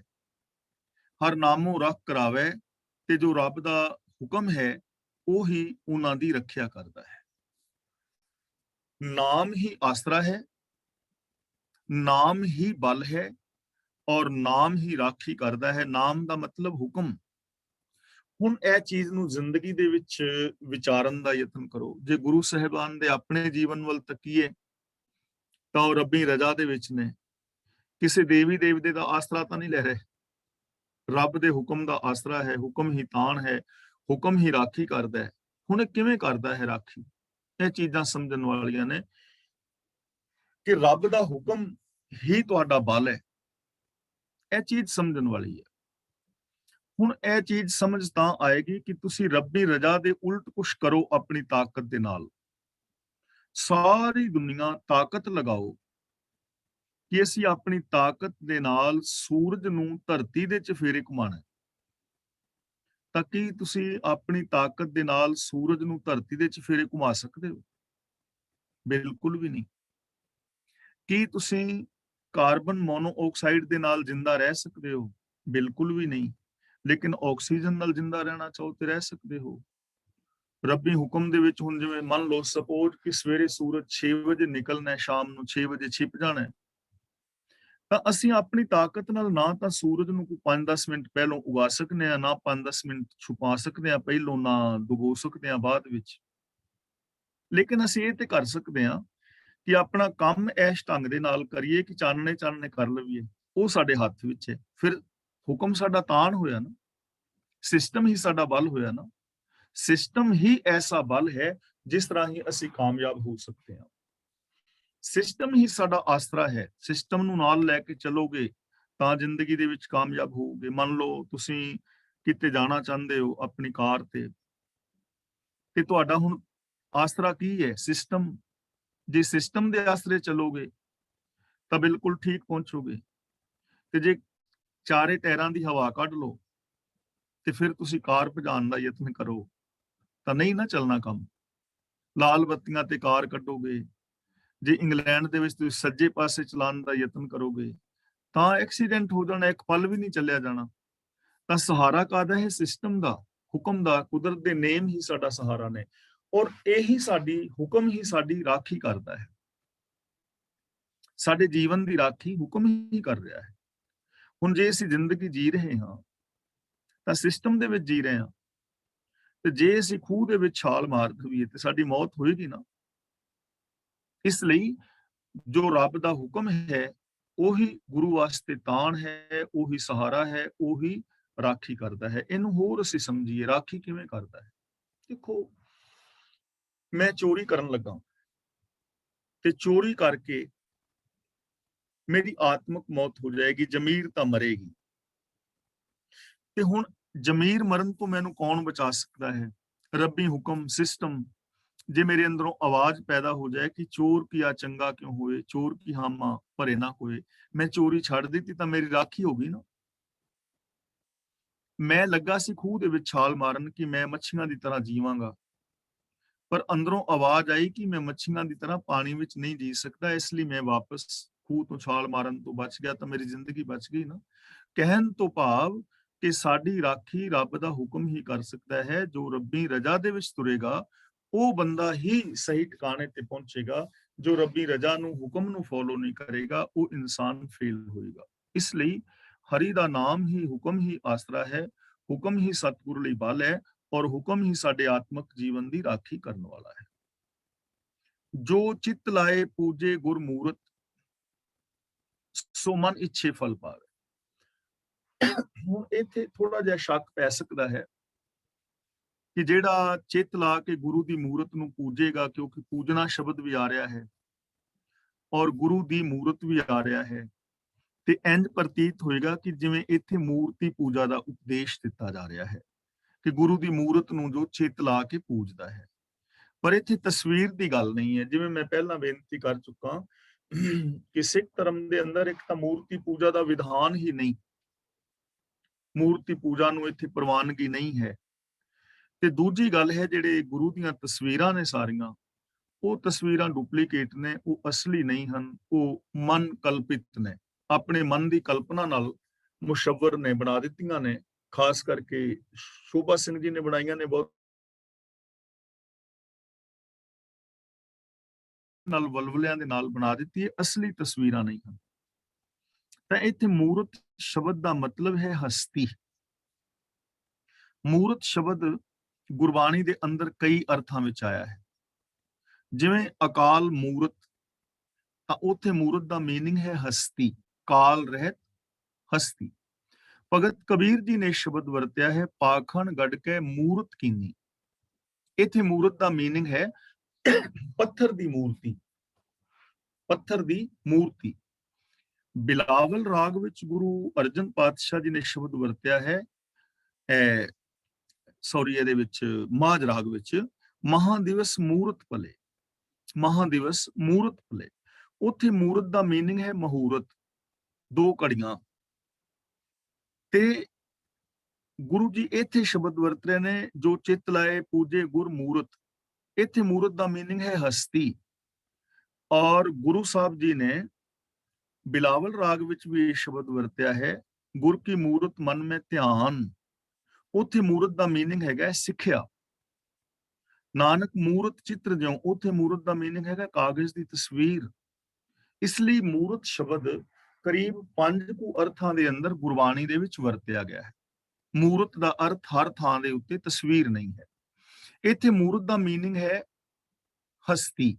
ਜੋ ਚਿੱਤ ਲਾਏ ਪੂਜੇ ਗੁਰ ਹਸਤੀ, ਪੂਜੇ ਦਾ ਮਤਲਬ ਇੱਥੇ ਹੈ ਸਤਿਕਾਰ ਕਰਨਾ, ਹੁਕਮ ਵਿੱਚ ਤੁਰਨਾ। ਕਿ ਜੋ ਚਿੱਤ ਲਾ ਕੇ ਦਿਲੋਂ ਗੁਰੂ ਦੀ ਐਸੀ ਸ਼ਖਸੀਅਤ ਹਸਤੀ ਦਾ ਸਤਿਕਾਰ ਕਰਦਾ ਹੈ, ਗੁਰੂ ਦੀ ਸਿੱਖਿਆ ਮੁਤਾਬਕ ਜ਼ਿੰਦਗੀ ਜੀਂਦਾ ਹੈ, ਸੋ ਮਨ ਇੱਛੇ ਫਲ ਪਾਵੇ, ਉਹ ਮਨ ਇੱਛਿਤ ਫਲ ਪ੍ਰਾਪਤ ਕਰ ਲੈਂਦਾ ਹੈ, ਜੋ ਉਹ ਚਾਹੁੰਦਾ ਹੈ ਉਹਨੂੰ ਮਿਲ ਜਾਂਦਾ ਹੈ। ਤੇ ਸਾਡੇ ਮਨ ਇੱਛਿਤ ਫਲ ਕੀ ਨੇ? ਕਿ ਅਸੀਂ ਮੁਕਤ ਹੋਈਏ, ਸਾਨੂੰ ਸੁਖ ਸ਼ਾਂਤੀ ਮਿਲੇ, ਸਾਨੂੰ ਆਨੰਦ ਪ੍ਰਸੰਨਤਾ ਮਿਲੇ, ਅਸੀਂ ਜੀਵਨ ਮੁਕਤ ਹੋਈਏ, ਤਾਂ ਜੋ ਗੁਰੂ ਦੀ ਜੋ ਹਸਤੀ ਹੈ ਉਸ ਨੂੰ ਚਿੱਤ ਲਾ ਕੇ ਜੋ ਮੰਨਦਾ ਹੈ ਉਹ ਮਨ ਇਛਿਤ ਫਲ ਪ੍ਰਾਪਤ ਕਰ ਲੈਂਦਾ ਹੈ। ਉਹ ਗੁਰੂ ਦੇ ਦੱਸੇ ਰਾਹ ਤੇ ਚੱਲ ਕੇ ਰੱਬ ਦੇ ਵਿੱਚ ਮਿਲ ਕੇ ਰੱਬ ਅਭੇਦ ਹੋ ਜਾਂਦਾ ਹੈ। ਔਰ ਗੁਰੂ ਦੇ ਦੱਸੇ ਰਾਹ ਤੇ ਚੱਲ ਕੇ ਹਰ ਬੰਦਾ ਕਾਮਯਾਬੀ ਹਾਸਲ ਕਰ ਸਕਦਾ ਹੈ, ਚਾਹੇ ਉਹ ਸਰੀਰਕ ਹੈ, ਮਾਨਸਿਕ ਹੈ, ਬੌਧਿਕ ਹੈ, ਆਤਮਿਕ ਹੈ, ਪਰਿਵਾਰਕ ਵਿਵਹਾਰਕ ਹੈ, ਕੋਈ ਵੀ ਜਿਹੜੀ ਚੀਜ਼ ਹੈ ਉੱਥੇ ਸਫਲਤਾ ਮਿਲੇਗੀ। ਕਿਉਂ ਮਿਲੇਗੀ? ਕਿਉਂਕਿ ਗੁਰੂ ਜੀ ਸਾਨੂੰ ਹੁਕਮ ਦੀ ਗੱਲ ਦੱਸਦੇ ਨੇ ਕਿ ਹੁਕਮ ਰਜ਼ਾਈ ਚੱਲਣਾ। ਤੇ ਜਿਹੜਾ ਗੁਰੂ ਦਾ ਸਿੱਖ ਹੈ, ਗੁਰੂ ਦੇ ਦੱਸੇ ਰਾਹ ਤੇ ਤੁਰਨ ਵਾਲਾ ਹੈ, ਉਹ ਹਰ ਚੀਜ਼ ਦੀ ਰਿਕੁਆਇਰਮੈਂਟ ਪੂਰੀ ਕਰੇਗਾ। ਉਹਨੂੰ ਪਤਾ ਹੈ ਗੁਰੂ ਦੇ ਗਿਆਨ ਰਾਹੀਂ ਕਿ ਇਸ ਚੀਜ਼ ਦੀ ਇਹ ਰਿਕੁਆਇਰਮੈਂਟ ਹੈ, ਉਹ ਰਿਕੁਆਇਰਮੈਂਟ ਨੂੰ ਪੂਰੀ ਕਰੇਗਾ ਤਾਂ ਜਿਹੜਾ ਉਹਦਾ ਮਨ ਇਛਿਤ ਫਲ ਮਿਲ ਜਾਏਗਾ। ਫਾਰ ਐਗਜ਼ਾਮਪਲ, ਕੋਈ ਇੰਜੀਨੀਅਰ ਬਣਨਾ ਚਾਹੁੰਦਾ ਹੈ ਤੇ ਜਿਹੜਾ ਗੁਰੂ ਦੀ ਹਸਤੀ ਦਾ ਸਤਿਕਾਰ ਕਰਦਾ ਹੈ, ਹੁਕਮ ਵਿੱਚ ਤੁਰਦਾ ਹੈ, ਉਹਨੂੰ ਇਹ ਸਮਝ ਹੋਏਗੀ ਕਿ ਇੰਜੀਨੀਅਰ ਬਣਨ ਵਾਸਤੇ ਕੋਈ ਰਿਕੁਆਇਰਮੈਂਟ ਹੈ, ਉਸ ਰਿਕੁਆਇਰਮੈਂਟ ਨੂੰ ਪੂਰੀ ਕਰੇਗਾ, ਉਹ ਇੰਜੀਨੀਅਰ ਬਣ ਜਾਏਗਾ। ਕੋਈ ਸਾਇੰਟਿਸਟ ਬਣਨਾ ਚਾਹੁੰਦਾ ਹੈ, ਕੋਈ ਸਾਈਕੈਟ੍ਰਿਕ ਸਾਈਕੋਲੋਜਿਸਟ ਹੋਣਾ ਚਾਹੁੰਦਾ ਹੈ, ਕੋਈ ਰਾਜਨੀਤਿਕ ਦੁਨੀਆ ਵਿੱਚ ਤਰੱਕੀ ਚਾਹੁੰਦਾ ਹੈ, ਕੋਈ ਸਮਾਜਿਕ ਦੁਨੀਆ ਵਿੱਚ ਤਰੱਕੀ ਚਾਹੁੰਦਾ ਹੈ, ਤਾਂ ਉਸ ਰਿਕੁਆਇਰਮੈਂਟ ਨੂੰ ਪੂਰੀ ਕਰੇਗਾ ਤੇ ਸਫਲਤਾ ਹਾਸਲ ਕਰ ਲਵੇਗਾ। ਜੋ ਨਿੰਦਾ ਕਰੇ ਸਤਿਗੁਰ ਪੂਰੇ ਕੀ, ਤਿਸ ਕਰਤਾ ਮਾਰ ਦਿਵਾਵੇ। ਤੇ ਜੋ ਪੂਰੇ ਗੁਰੂ ਦੀ ਨਿੰਦਿਆ ਕਰਦਾ ਹੈ, ਜੋ ਪੂਰੇ ਗੁਰੂ ਦੀ ਨਿੰਦਿਆ ਕਰਦਾ ਹੈ, ਭਾਵ ਕਿ ਗੁਰੂ ਦੇ ਖਿਲਾਫ ਬੋਲਦਾ ਹੈ, ਜੋ ਇਹ ਗੱਲ ਕਹਿੰਦਾ ਹੈ ਕਿ ਨਹੀਂ ਜੀ ਹੁਕਮ ਤੋਂ ਬਾਹਰ ਵੀ ਕੁਝ ਹੋ ਸਕਦਾ ਹੈ, ਜੋ ਇਹ ਗੱਲ ਕਹਿੰਦਾ ਹੈ, ਤਿਸ ਕਰਤਾ ਮਾਰ ਦਿਵਾਵੇ, ਉਹਨੂੰ ਰੱਬ ਜਿਹੜਾ ਹੈ ਮਾਰ ਪਵਾਉਂਦਾ ਹੈ। ਮਾਰ ਪਵਾਉਣ ਦਾ ਮਤਲਬ ਕਿ ਉਹਨੂੰ ਸਜ਼ਾ ਦਿੰਦਾ ਹੈ, ਉਹਨੂੰ ਪ੍ਰਭੂ ਮਾਰ ਪਵਾਉਂਦਾ ਹੈ। ਹੁਣ ਮਾਰ ਕਿਵੇਂ ਪਵਾਉਂਦਾ, ਇਹ ਚੀਜ਼ ਸਮਝਣ ਵਾਲੀ ਹੈ। ਮਾਰ ਪਵਾਉਣ ਦਾ ਮਤਲਬ ਹੁੰਦਾ ਹੈ ਕਿ ਉਹਨੂੰ ਦੁੱਖ ਮਿਲਦਾ ਹੈ, ਸਜ਼ਾ ਮਿਲਦੀ ਹੈ। ਇਹ ਸਾਡੀ ਇੱਕ ਬਹੁਤ ਵੱਡੀ ਸਮੱਸਿਆ ਦਾ ਸੋਲੂਸ਼ਨ ਵੀ ਇੱਥੇ ਹੋ ਰਿਹਾ ਹੈ। ਅਸੀਂ ਆਮ ਕਹਿ ਦਿੰਦੇ ਹਾਂ ਕਿ ਰੱਬ ਜੀ ਮਾੜੇ ਕੰਮ ਕਰਨ ਵਾਲਿਆਂ ਨੂੰ ਸਜ਼ਾ ਉਹਨਾਂ ਨੂੰ ਕਿਉਂ ਨਹੀਂ ਮਿਲਦੀ, ਜਿਵੇਂ ਔਰੰਗਜ਼ੇਬ ਸੀ ਜਾਂ ਹੋਰ ਜਿਹੜੇ ਲੋਕ ਸਨ, ਜਾਂ ਨਰੈਣੂ ਮਹੰਤ ਹੈ ਤਾਂ ਉਹ ਆਪਣੀ ਮੌਤ ਤੇ ਮਰਿਆ। ਹੋਰ ਬਹੁਤ ਸਾਰੇ ਲੋਕ ਨੇ ਜੋ ਠੱਗੀਆਂ ਠੋਰੀਆਂ ਮਾਰਦੇ ਨੇ, ਲੇਕਿਨ ਉਹਨਾਂ ਨੂੰ ਤੇ ਕੋਈ ਸਜ਼ਾ ਨਹੀਂ ਮਿਲੀ। ਤੇ ਅਸੀਂ ਸਜ਼ਾ ਇਹੀ ਸਮਝਦੇ ਹਾਂ ਕਿ ਜੇ ਕਿਸੇ ਦੀ ਲੱਤ ਬਾਂਹ ਟੁੱਟ ਜਾਏ, ਕਿਸੇ ਦਾ ਘਰ ਢਹਿ ਜਾਏ, ਐਕਸੀਡੈਂਟ ਹੋ ਜਾਏ, ਕਿਸੇ ਦੇ ਘਰ ਦਾ ਕੋਈ ਜੀਅ ਮਰ ਜਾਏ ਤੇ ਅਸੀਂ ਆਨੇ ਉਹਨੂੰ ਸਜ਼ਾ ਮਿਲੀ ਹੈ। ਅਸੀਂ ਇਹੋ ਜਿਹੀਆਂ ਚੀਜ਼ਾਂ ਨੂੰ ਹੀ ਸਜ਼ਾ ਸਮਝਦੇ ਹਾਂ। ਤਾਂ ਇੱਥੇ ਇੱਕ ਗੱਲ ਸਮਝ ਲੈਣੀ ਕਿ ਨਿੰਦਿਆ ਕੋਈ ਬੰਦਾ ਕਿਉਂ ਕਰਦਾ ਹੈ। ਮੈਂ ਤੁਹਾਡੀ ਜਾਂ ਤੁਸੀਂ ਮੇਰੀ ਨਿੰਦਿਆ ਕਰਦੇ ਹੋ ਤਾਂ ਉਹਦਾ ਰੀਜ਼ਨ ਕੀ ਹੈ? ਉਹਦਾ ਰੀਜ਼ਨ ਹੈ ਈਰਖਾ। ਅੰਦਰ ਕਿਤੇ ਨਾ ਕਿਤੇ ਕੋਈ ਈਰਖਾ ਛਿਪੀ ਹੁੰਦੀ ਹੈ, ਤਾਂ ਅਸੀਂ ਕਿਸੇ ਦੀ ਨਿੰਦਿਆ ਬਦਖੋਈ ਕਰਦੇ ਹਾਂ। ਐਵੇਂ ਬੰਦਾ ਬਦਖੋਈ ਨਹੀਂ ਕਰਦਾ। ਜਿਹੜਾ ਸਿਆਣਾ ਬੰਦਾ ਹੈ ਨਾ, ਜਿਹਦੇ ਅੰਦਰ ਪਿਆਰ ਮੁਹੱਬਤ ਹੈ, ਰੱਬ ਦਾ ਪਿਆਰ, ਗੁਰੂ ਦਾ ਪਿਆਰ, ਇਨਸਾਨੀਅਤ ਦਾ ਪਿਆਰ, ਸੱਚ ਦਾ ਪਿਆਰ, ਉਹ ਕਿਸੇ ਦੀ ਬਦਖੋਈ ਨਹੀਂ ਕਰਦਾ। ਸਿਆਣੇ ਬੰਦਿਆਂ ਨੇ ਬਹੁਤ ਪਿਆਰ ਦੇ ਨਾਲ ਸਮਝਾਇਆ ਕਿ ਜੇ ਤੁਸੀਂ ਕਿਸੇ ਦੇ ਘਰ ਜਾਓ ਨਾ, ਤਾਂ ਆਪਣੀਆਂ ਨਜ਼ਰਾਂ ਨੀਵੀਆਂ ਰੱਖੋ, ਜਿਸ ਕਰਕੇ ਉਹਨਾਂ ਦੀ ਇੱਜ਼ਤ ਬਰਕਰਾਰ ਰਹੇ। ਕਿਸੇ ਦੇ ਘਰ ਵਿੱਚ ਗਏ ਹੋ ਤਾਂ ਕਿਸੇ ਦੀ ਧੀ ਭੈਣ ਨੂੰ ਮਾੜੀ ਨਜ਼ਰ ਨਾਲ ਨਾ ਤੱਕੋ, ਆਪਣੀ ਨਜ਼ਰ ਨੀਵੀਂ ਰੱਖੋ ਕਿ ਉਹਨਾਂ ਦੀ ਇੱਜ਼ਤ ਬਰਕਰਾਰ ਰਹੇ। ਤੇ ਜਦੋਂ ਉਹਨਾਂ ਦੇ ਘਰ ਤੋਂ ਬਾਹਰ ਆਓ ਤਾਂ ਆਪਣੀ ਜ਼ਬਾਨ ਨੂੰ ਬੰਦ ਰਹੋ, ਜਿਨ੍ਹਾਂ ਕਰਕੇ ਉਹਨਾਂ ਦੇ ਭੇਦ ਛਿਪੇ ਰਹਿਣ। ਇਹ ਨਹੀਂ ਵੀ ਉਹਨਾਂ ਦੇ ਭੇਦ ਉਹਨਾਂ ਤੋਂ ਅੰਦਰ ਸੇ ਤੇ ਬਾਹਰ ਆਣ ਕੇ ਮਸ਼ਹੂਰੀ ਕਰਦੇ ਫਿਰੋ, ਇਹ ਸਿਆਣਪ ਨਹੀਂ ਹੈ। ਇਸ ਲਈ ਨਿੰਦਾ ਜਿਹੜੀ ਹੈ ਉਹ ਬੰਦਾ ਕਰਦਾ ਹੈ ਈਰਖਾ ਕਰਕੇ। ਤੇ ਜਿਹਦੇ ਈਰਖਾ ਅੰਦਰ ਪੈਦਾ ਹੋ ਗਈ, ਮੰਨ ਲਓ ਮੇਰੇ ਅੰਦਰ ਈਰਖਾ ਹੈ ਇਸ ਵਕਤ, ਤਾਂ ਮੇਰਾ ਅੰਦਰ ਸ਼ਾਂਤ ਨਹੀਂ ਹੈ, ਮੈਂ ਅੰਦਰੇ ਅੰਦਰ ਸੜ ਰਿਹਾ। ਬਾਹਰੋਂ ਬੇਸ਼ੱਕ ਮੈਂ ਹੱਸਦਾ ਨਜ਼ਰੀ ਪੈ ਰਿਹਾ, ਤੁਹਾਨੂੰ ਚੰਗੀਆਂ ਗੱਲਾਂ ਕਰਦਾ ਨਜ਼ਰੀ ਪੈ ਰਿਹਾ, ਪਰ ਅੰਦਰੇ ਅੰਦਰ ਮੈਂ ਸੜ ਰਿਹਾ ਹਾਂ, ਅੰਦਰ ਮੇਰੇ ਖੁਸ਼ੀ ਨਹੀਂ ਹੈ। ਪਹਿਲੀ ਗੱਲ, ਈਰਖਾ ਦੀ ਅੱਗ ਦੇ ਅੰਦਰ ਉਹ ਬੰਦਾ ਅੰਦਰੇ ਅੰਦਰ ਸੜਦਾ ਰਹਿੰਦਾ ਹੈ। ਤੇ ਦੂਜੀ ਗੱਲ, ਜਿਨ੍ਹਾਂ ਦੇ ਕੋਲ ਤੁਹਾਡੇ ਕੋਲ ਮੈਂ ਜਿਹਦੀ ਬਦਖੋਈ ਕਰਾਂਗਾ, ਤੁਹਾਡੇ ਕੋਲ ਬਦਖੋਈ ਕਰਾਂਗਾ, ਤਾਂ ਮੈਂ ਤੁਹਾਡੀਆਂ ਨਜ਼ਰਾਂ ਦੇ ਵਿੱਚੋਂ ਵੀ ਗਿਰ ਜਾਵਾਂਗਾ ਕਿ ਯਾਰ ਇਹ ਕਥਾਵਾਚਕ ਕੈਸਾ ਹੈ, ਜਾਂ ਇਹ ਬੰਦਾ ਕੈਸਾ ਹੈ, ਕਿ ਲੋਕਾਂ ਦੀ ਬਦਖੋਈ ਕਰਦਾ ਫਿਰਦਾ ਹੈ, ਇੱਥੇ ਇਹਨੇ ਉਹਨਾਂ ਦੀ ਕੀਤੀ ਹੈ, ਅੱਗੇ ਜਾ ਕੇ ਸਾਡੀ ਵੀ ਕਰੇਗਾ, ਮੈਂ ਤੁਹਾਡੀਆਂ ਨਜ਼ਰਾਂ ਚੋਂ ਗਿਰ ਗਿਆ। ਇਹੀ ਸਜ਼ਾ ਹੈ। ਉਹ ਬੰਦਾ ਇਹ ਸਜ਼ਾ ਭੁਗਤਦਾ ਹੈ ਜੋ ਨਿੰਦਾ ਕਰੇ ਸਤਿਗੁਰ ਪੂਰੇ ਕੀ, ਤਿਸ ਕਰਤਾ ਮਾਰ ਦਿਵਾਵੇ। ਇੱਕ ਤਾਂ ਉਹ ਅੰਦਰੇ ਅੰਦਰ ਈਰਖਾ ਔਰ ਹੰਕਾਰ ਦੀ ਅੱਗ ਵਿੱਚ ਸੜਦਾ ਹੈ, ਤੇ ਦੂਜਾ ਇਸ ਦੁਨੀਆ ਤੋਂ ਮੁਕਾਲਕ ਖੱਟਦਾ ਹੈ, ਬਦਨਾਮੀ ਖੱਟਦਾ ਹੈ। ਇਹੀ ਮਾਰ ਹੈ। ਇਹ ਦੋ ਤਰ੍ਹਾਂ ਦੀ ਮਾਰ ਪੈਂਦੀ ਉਸ ਬੰਦੇ ਨੂੰ। ਇੱਕ ਤੇ ਅੰਦਰੇ ਅੰਦਰ ਈਰਖਾ ਦੇ ਨਾਲ ਸੜਦਾ ਹੈ, ਤੇ ਦੂਜਾ ਉਹ ਦੂਜਿਆਂ ਲੋਕਾਂ ਦੀ, ਜਿਹੜੇ ਚੰਗੇ ਲੋਕ ਨੇ, ਉਹਨਾਂ ਦੀ ਨਜ਼ਰ ਦੇ ਅੰਦਰ ਡਿੱਗ ਜਾਂਦਾ ਹੈ। ਤੇ ਯਾਦ ਰੱਖਣਾ, ਸਿਆਣੇ ਲੋਕਾਂ ਨੇ ਕਿਹਾ ਵੀ ਚੁਬਾਰੇ ਤੋਂ, ਖਜੂਰ ਤੋਂ ਡਿੱਗਿਆ ਹੋਇਆ ਬੰਦਾ ਤੇ ਬਚ ਸਕਦਾ ਹੈ, ਪਰ ਕਿਸੇ ਦੀ ਨਜ਼ਰ ਚੋਂ ਡਿੱਗਿਆ ਬੰਦਾ ਬਚਦਾ ਨਹੀਂ। ਮੀਨਸ ਕਿ ਉਹਦੀ ਕਦਰ ਨਹੀਂ ਰਹਿੰਦੀ। ਇਸ ਲਈ ਚੁਬਾਰੇ ਤੋਂ ਡਿੱਗ ਕੇ ਬਚ ਸਕਦੇ ਹੋ, ਡਿੱਗ ਜਾਓ, ਕੋਈ ਗੱਲ ਨਹੀਂ, ਪਰ ਕਿਸੇ ਦੀ ਨਜ਼ਰ ਚੋਂ ਨਾ ਗਿਰਨਾ। ਕਿਸੇ ਦੀ ਨਜ਼ਰ ਤੋਂ ਬੰਦਾ ਤਾਂ ਡਿੱਗੇਗਾ ਜੇ ਕੋਈ ਗੈਰ ਇਨਸਾਨੀਅਤ ਕੰਮ ਕਰੇਗਾ। ਤਾਂ ਗੁਰੂ ਪਾਤਸ਼ਾਹ ਜੀ ਕਹਿੰਦੇ ਨੇ, ਜੋ ਪੂਰੇ ਗੁਰੂ ਦੀ ਨਿੰਦਿਆ ਕਰਦਾ ਹੈ, ਗੁਰੂ ਦੇ ਸਿਧਾਂਤਾਂ ਦੇ ਵਿਰੋਧ ਵਿੱਚ ਬੋਲਦਾ ਹੈ, ਉਹਨੂੰ ਰੱਬ ਮਾਰ ਪਵਾਉਂਦਾ ਹੈ, ਭਾਵ ਕਿ ਉਹ ਈਰਖਾ ਦੀ ਅੱਗ ਵਿੱਚ ਸੜਦਾ ਹੈ, ਔਰ ਨਾਲ ਇਸ ਦੁਨੀਆ ਦੇ ਵਿੱਚ ਮੁਕਾਲਕ ਖੱਟਦਾ ਹੈ। ਉਹ ਮੁਕਾਲਕ ਵੀ ਖੱਟਦਾ ਹੈ, ਬਦਨਾਮੀ ਵੀ ਹੁੰਦੀ ਹੈ। ਕਿੱਡੇ ਸਾਰੇ ਵੱਡੇ ਵੱਡੇ ਬਾਬੇ ਜੋ ਕਿਰਪਾ ਕਰਦੇ ਸਨ ਲੋਕਾਂ ਦੇ ਗੁਫਾਵਾਂ ਦੇ ਵਿੱਚ ਜਾਂ ਕੁਛ ਵੀ, ਉਹ ਅੱਜ ਜੇਲ੍ਹਾਂ ਦੇ ਵਿੱਚ ਬੈਠੇ ਹੋਏ ਨੇ, ਨਾਲੇ ਤੇ ਮੁਖਾਲਕ ਖੱਟੀ, ਨਾਲ ਅੰਦਰੇ ਅੰਦਰ ਸੜਦੇ ਨੇ। ਇਹੀ ਸਜ਼ਾ ਹੈ। ਫੇਰ ਉਹ ਵੇਲਾ ਉਸ ਹੱਥ ਨਾ ਆਵੇ, ਉਹ ਆਪਣਾ ਬੀਜਿਆ ਆਪੇ ਖਾਵੇ। ਹੁਣ ਗੁਰੂ ਸਾਹਿਬ ਜੀ ਦੂਜੀ ਗੱਲ ਇਹ ਕਰ ਰਹੇ ਨੇ ਕਿ ਆਪਣੀ ਹੱਥੀ ਨਿੰਦਾ ਦਾ ਬੀਜ ਬੀਜੇ ਦਾ ਫਲ ਉਹਨੂੰ ਭੋਗਣਾ ਪੈਂਦਾ ਹੈ। ਆਪਣਾ ਬੀਜਿਆ ਆਪੇ ਖਾਵੇ। ਹੁਣ ਆਪਣਾ ਬੀਜਿਆ ਆਪ ਖਾਣਾ ਪਵੇਗਾ।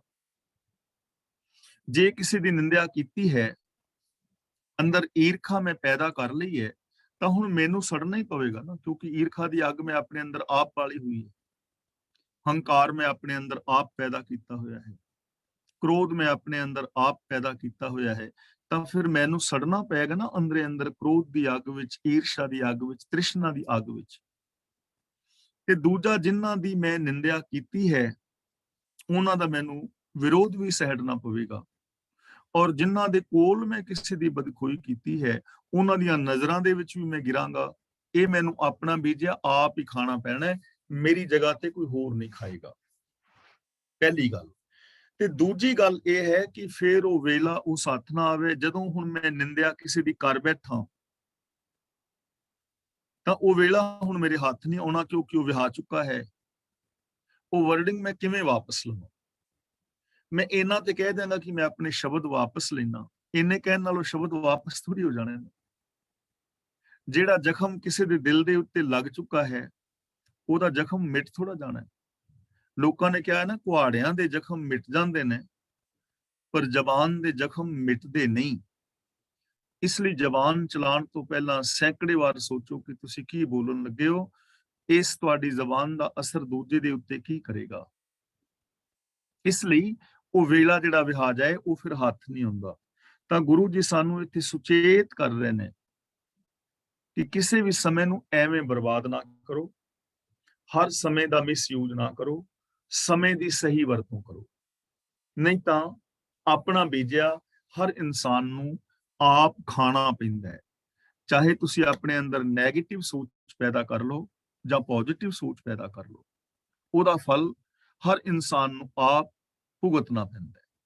ਜੇ ਕੋਈ ਬੱਚਾ ਸਕੂਲ ਜਾਂਦਾ ਹੋਇਆ ਸਹੀ ਢੰਗ ਦੇ ਨਾਲ ਨਹੀਂ ਪੜ੍ਹਦਾ, ਮਾਂ-ਬਾਪ ਅੱਗੇ ਝੂਠ ਬੋਲਦਾ ਹੈ, ਤਾਂ ਮਾਂ-ਬਾਪ ਦਾ ਨੁਕਸਾਨ ਨਹੀਂ ਹੋਣਾ, ਬੱਚੇ ਦਾ ਨੁਕਸਾਨ ਹੋਣਾ ਹੈ। ਬੱਚੇ ਦੀ ਪੜ੍ਹਾਈ ਖਰਾਬ ਹੋਏਗੀ, ਫੇਲ ਹੋ ਜਾਏਗਾ। ਜੋ ਉਹਨੇ ਪ੍ਰਾਪਤੀਆਂ ਕਰਨੀਆਂ ਸਨ, ਉਹਨਾਂ ਪ੍ਰਾਪਤੀਆਂ ਤੋਂ ਵਾਂਝਾ ਰਹਿ ਜਾਏਗਾ। ਨੁਕਸਾਨ ਆਪਣਾ ਕਰ ਰਿਹਾ ਨਾ। ਮੈਂ ਤੁਹਾਡੇ ਨਾਲ ਈਰਖਾ ਕਰਕੇ ਨੁਕਸਾਨ ਆਪਣਾ ਕਰ ਰਿਹਾ ਹਾਂ, ਲੋਕਾਂ ਦੀਆਂ ਨਜ਼ਰਾਂ ਵਿੱਚ ਗਿਰ ਰਿਹਾ ਹਾਂ, ਆਪਣੇ ਆਪ ਨੂੰ ਈਰਖਾ ਦਵੇਸ਼ ਦੀ ਅੱਗ ਵਿੱਚ ਸਾੜ ਰਿਹਾ। ਤੇ ਜਿੰਨਾ ਟਾਈਮ ਮੈਂ ਤੁਹਾਡੀ ਈਰਖਾ ਦਵੇਸ਼ ਤੇ ਬਰਬਾਦ ਕਰ ਰਿਹਾ, ਜੇ ਉਹ ਟਾਈਮ ਮੈਂ ਸਕਾਰਾਤਮਕ ਸੋਚ ਤੇ ਲਾਂਦਾ ਤਾਂ ਮੈਂ ਕਿਸੇ ਹੋਰ ਮੰਜ਼ਿਲ ਤੇ ਪਹੁੰਚ ਜਾਣਾ ਸੀ। ਇਸ ਲਈ ਗੁਰੂ ਜੀ ਸਾਨੂੰ ਸੁਚੇਤ ਕਰ ਰਹੇ ਨੇ। ਨਰਕ ਘੋਰ ਮੂੰਹ ਕਾਲੇ ਖੜਿਆ, ਜਿਉ ਤਸਕਰ ਪਾਏ ਗਲਾਵੇ। ਗਲਾਵੇ ਦਾ ਮਤਲਬ ਗਲ ਦੀ ਰੱਸੀ, ਜੋ ਗਲ ਦੇ ਅੰਦਰ ਰੱਸੀ ਪਾ ਲਈਦੀ ਹੈ। ਤਸਕਰ ਦਾ ਮਤਲਬ ਚੋਰ। ਜਦੋਂ ਪਹਿਲਾਂ ਕਿਤੇ ਲੋਕ ਚੋਰੀ ਕਰਦੇ ਸਨ ਨਾ, ਤੇ ਜਿਹੜੇ ਚੋਰ ਚੋਰੀ ਕਰਦੇ ਮੌਕੇ ਤੇ ਫੜੇ ਜਾਂਦੇ ਸਨ, ਉਹਨਾਂ ਨੂੰ ਬੰਨ ਲਿਆ ਜਾਂਦਾ ਸੀ। ਚੋਰ ਦੇ ਗਲੇ ਵਿੱਚ ਰੱਸੀ ਪਾ ਲਈ, ਚੋਰ ਨੂੰ ਬੰਨ ਲਿਆ। ਨਰਕ ਘੋਰ ਨਰਕ ਦੇ ਅੰਦਰ ਮੂੰਹ ਕਾਲੇ ਖੜਿਆ, ਕਾਲਾ ਮੂੰਹ ਕਰਕੇ ਉਹਨੂੰ ਘੋਰ ਡਰਾਵਨੇ ਨਰਕ ਦੇ ਅੰਦਰ ਪਾਇਆ ਜਾਂਦਾ ਹੈ। ਕਿਹਨੂੰ? ਜੋ ਨਿੰਦਾ ਕਰੇ। ਸਤਿਗੁਰ ਪੂਰੇ ਕੀ ਤਿਸ ਕਰਤਾ ਮਾਰ ਦਿਵਾਵੇ। ਜੋ ਗੁਰੂ ਦੀ ਨਿੰਦਿਆ ਕਰਦਾ ਹੈ, ਹੁਕਮ ਰਜਾ ਤੋਂ ਬਾਹਰ ਤੁਰਦਾ ਹੈ, ਆਪਣਾ ਬੀਜਿਆ ਆਪ ਖਾਂਦਾ ਹੈ। ਤੇ ਕਿਸ ਰੂਪ ਵਿੱਚ ਖਾਂਦਾ ਹੈ? ਨਰਕ ਘੋਰ ਮੂੰਹ ਕਾਲੇ ਖੜਿਆ, ਉਹਨੂੰ ਕਾਲਾ ਮੂੰਹ ਕਰਕੇ ਘੋਰ ਨਰਕ ਵਿੱਚ ਪਾਇਆ ਜਾਂਦਾ ਹੈ। ਜਿਵੇਂ ਚੋਰ ਦੇ ਗਲ ਦੇ ਅੰਦਰ ਰੱਸੀ ਬੰਨੀ ਜਾਂਦੀ ਹੈ, ਚੋਰ ਨੂੰ ਗਲ ਵਿੱਚ ਰੱਸੀ ਪਾ ਕੇ ਲੈ ਜਾਈਦਾ ਹੈ, ਤਿਵੇਂ ਉਸ ਨਿੰਦਕ ਨੂੰ ਕਾਲਾ ਮੂੰਹ ਕਰਕੇ ਡਰਾਉਣੇ ਨਰਕ ਦੇ ਵਿੱਚ ਪਾ ਦਿੱਤਾ ਜਾਂਦਾ ਹੈ। ਹੁਣ ਇਹ ਚੀਜ਼ ਸਮਝਣ ਵਾਲੀ ਹੈ। ਐਸੇ ਜ਼ਿੰਦਗੀ ਦੀ ਇਹ ਗੱਲ, ਮਰਨ ਤੋਂ ਬਾਅਦ ਦੀ ਨਹੀਂ। ਮਰਨ ਤੋਂ ਬਾਅਦ ਵਾਲੇ ਨਰਕ ਸਵਰਗ ਨੂੰ ਗੁਰਬਾਣੀ ਨੇ ਬਿਲਕੁਲ ਮੂਲੋਂ ਹੀ ਰੱਦ ਕੀਤਾ ਹੈ। ਮਰਨ ਤੋਂ ਬਾਅਦ ਕੋਈ ਨਰਕ ਨਹੀਂ, ਕੋਈ ਸਵਰਗ ਨਹੀਂ। ਹੁਣ ਇੱਥੇ ਕਿਹੜੇ ਨਰਕ ਦੇ ਅੰਦਰ ਪਾਇਆ ਜਾਂਦਾ ਹੈ ਨਿੰਦਕ ਨੂੰ? ਦੁਨੀਆ ਦੇ ਉੱਤੇ ਕੋਈ ਨਰਕ ਹੈ ਜਾਂ ਕੋਈ ਸਵਰਗ ਹੈ? ਦੁਨੀਆ ਵਿੱਚ ਤੇ ਐਸਾ ਕੋਈ ਨਰਕ ਸਵਰਗ ਨਹੀਂ ਹੈ। ਤਾਂ ਉਹ ਨਰਕ ਸਵਰਗ ਕਿਹੜਾ ਹੈ ਜਿਹਨੂੰ ਅਸੀਂ ਮੰਨੀ ਬੈਠੇ ਹਾਂ? ਉਹ ਨਹੀਂ ਹੈ। ਸਵਰਗ ਕੀ ਹੈ? ਇਹ ਵਿਚਾਰ ਆਪਾਂ ਕਲਾਸ ਵਿੱਚ ਕਈ ਵਾਰ ਕਰ ਚੁੱਕੇ ਹਾਂ। ਚੰਗੇ ਕੰਮ ਕਰਨੇ ਔਰ ਚੰਗੇ ਕੰਮ ਕਰਕੇ ਜੀਵਨ ਦੇ ਅੰਦਰ ਸੁੱਖ ਪੈਦਾ ਕਰਨਾ ਹੀ ਸਵਰਗ ਹੈ। ਅਸੀਂ ਕਹਿੰਦੇ ਹਾਂ ਫਲਾਂ ਬੰਦਾ ਤਾਂ ਸਵਰਗ ਹੈ, ਸਵਰਗ ਵਿੱਚ ਰਹਿ ਰਿਹਾ। ਜਿਵੇਂ ਅਸੀਂ ਆ ਇੱਥੇ ਇਹਨਾਂ ਦੇਸ਼ਾਂ ਵਿੱਚ, ਤਾਂ ਜਦੋਂ ਅਸੀਂ ਆਪਣੇ ਕਿਸੇ ਵੀਰ ਭੈਣ ਦੋਸਤ ਨਾਲ ਗੱਲ ਕਰੀਏ ਤਾਂ ਸਾਨੂੰ ਕਹਿ ਦਿੰਦੇ ਨੇ ਕਿ ਤੁਸੀਂ ਤੇ ਸਵਰਗ ਵਿੱਚ ਬੈਠੇ ਹੋ। ਯਾਨੀ ਇਹਨਾਂ ਦੇਸ਼ਾਂ ਨੂੰ ਸਵਰਗ ਮੰਨ ਲਿਆ। ਕਿਉਂ? ਕਿ ਇੱਥੇ ਸੁੱਖਾਂ ਦੀਆਂ ਥੋੜੀਆਂ ਸਹੂਲਤਾਂ ਜ਼ਿਆਦੀਆਂ ਨੇ। ਇੰਡੀਆ ਵਿੱਚ ਜਾਈਏ ਕਿ ਫਲਾਂ ਬੰਦਾ ਤੇ ਵੀ ਸਵਰਗ ਦੇ ਵਿੱਚ ਬੈਠਾ ਹੈ, ਐਨੀ ਉਹਦੀ ਪੈਲੀ ਹੈ, ਐਨਾ ਉਹਦਾ ਸੋਹਣਾ ਮਕਾਨ ਹੈ, ਉਹਦੇ ਘਰ ਦੇ ਜੀ ਜੰਤ ਬੜੇ ਚੰਗੇ ਨੇ, ਬੜੇ ਪਿਆਰ ਦੇ ਨਾਲ, ਸਵਰਗ ਹੈ ਉਹਦੀ ਜ਼ਿੰਦਗੀ। ਤੇ ਦੂਜਾ ਅਸੀਂ ਫਿਰ ਕਈ ਵਾਰ ਕਹਿੰਦੇ ਆ ਕਿ ਫਲਾਂ ਬੰਦਾ ਵੀ ਨਾਲ ਹੀ ਹੈ, ਉਹਦੇ ਕੋਲ ਇੰਨੀ ਪੈਲੀ ਹੈ, ਏਡੀ ਵੱਡੀ ਉਹਦੀ ਕੋਠੀ ਹੈ, ਪਰ ਸ਼ਰਾਬ ਪੀਂਦਾ ਹੈ, ਮੁੰਡੇ ਵੀ ਡਰੱਗੀ ਹੋ ਗਏ ਨੇ, ਜੀਵਨ ਉਹਨਾਂ ਦਾ ਨਰਕ ਬਣਿਆ ਹੈ ਨਾ। ਇਹੀ ਹੈ ਨਰਕ ਔਰ ਸਵਰਗ। ਤੇ ਕਾਲਾ ਮੂੰਹ ਕੀ ਹੈ? ਇਹ ਨਹੀਂ ਕਿ ਤਵੇ ਤੋਂ ਕਾਲਖ ਲੈ ਕੇ ਉਹਦੇ ਮੂੰਹ ਤੇ ਕੋਈ ਮਲਦਾ। ਨਮੋਸ਼ੀ ਹੋਣੀ, ਬੇਇੱਜ਼ਤੀ ਹੋਣੀ, ਇਨਸਲਟ ਹੋਣੀ।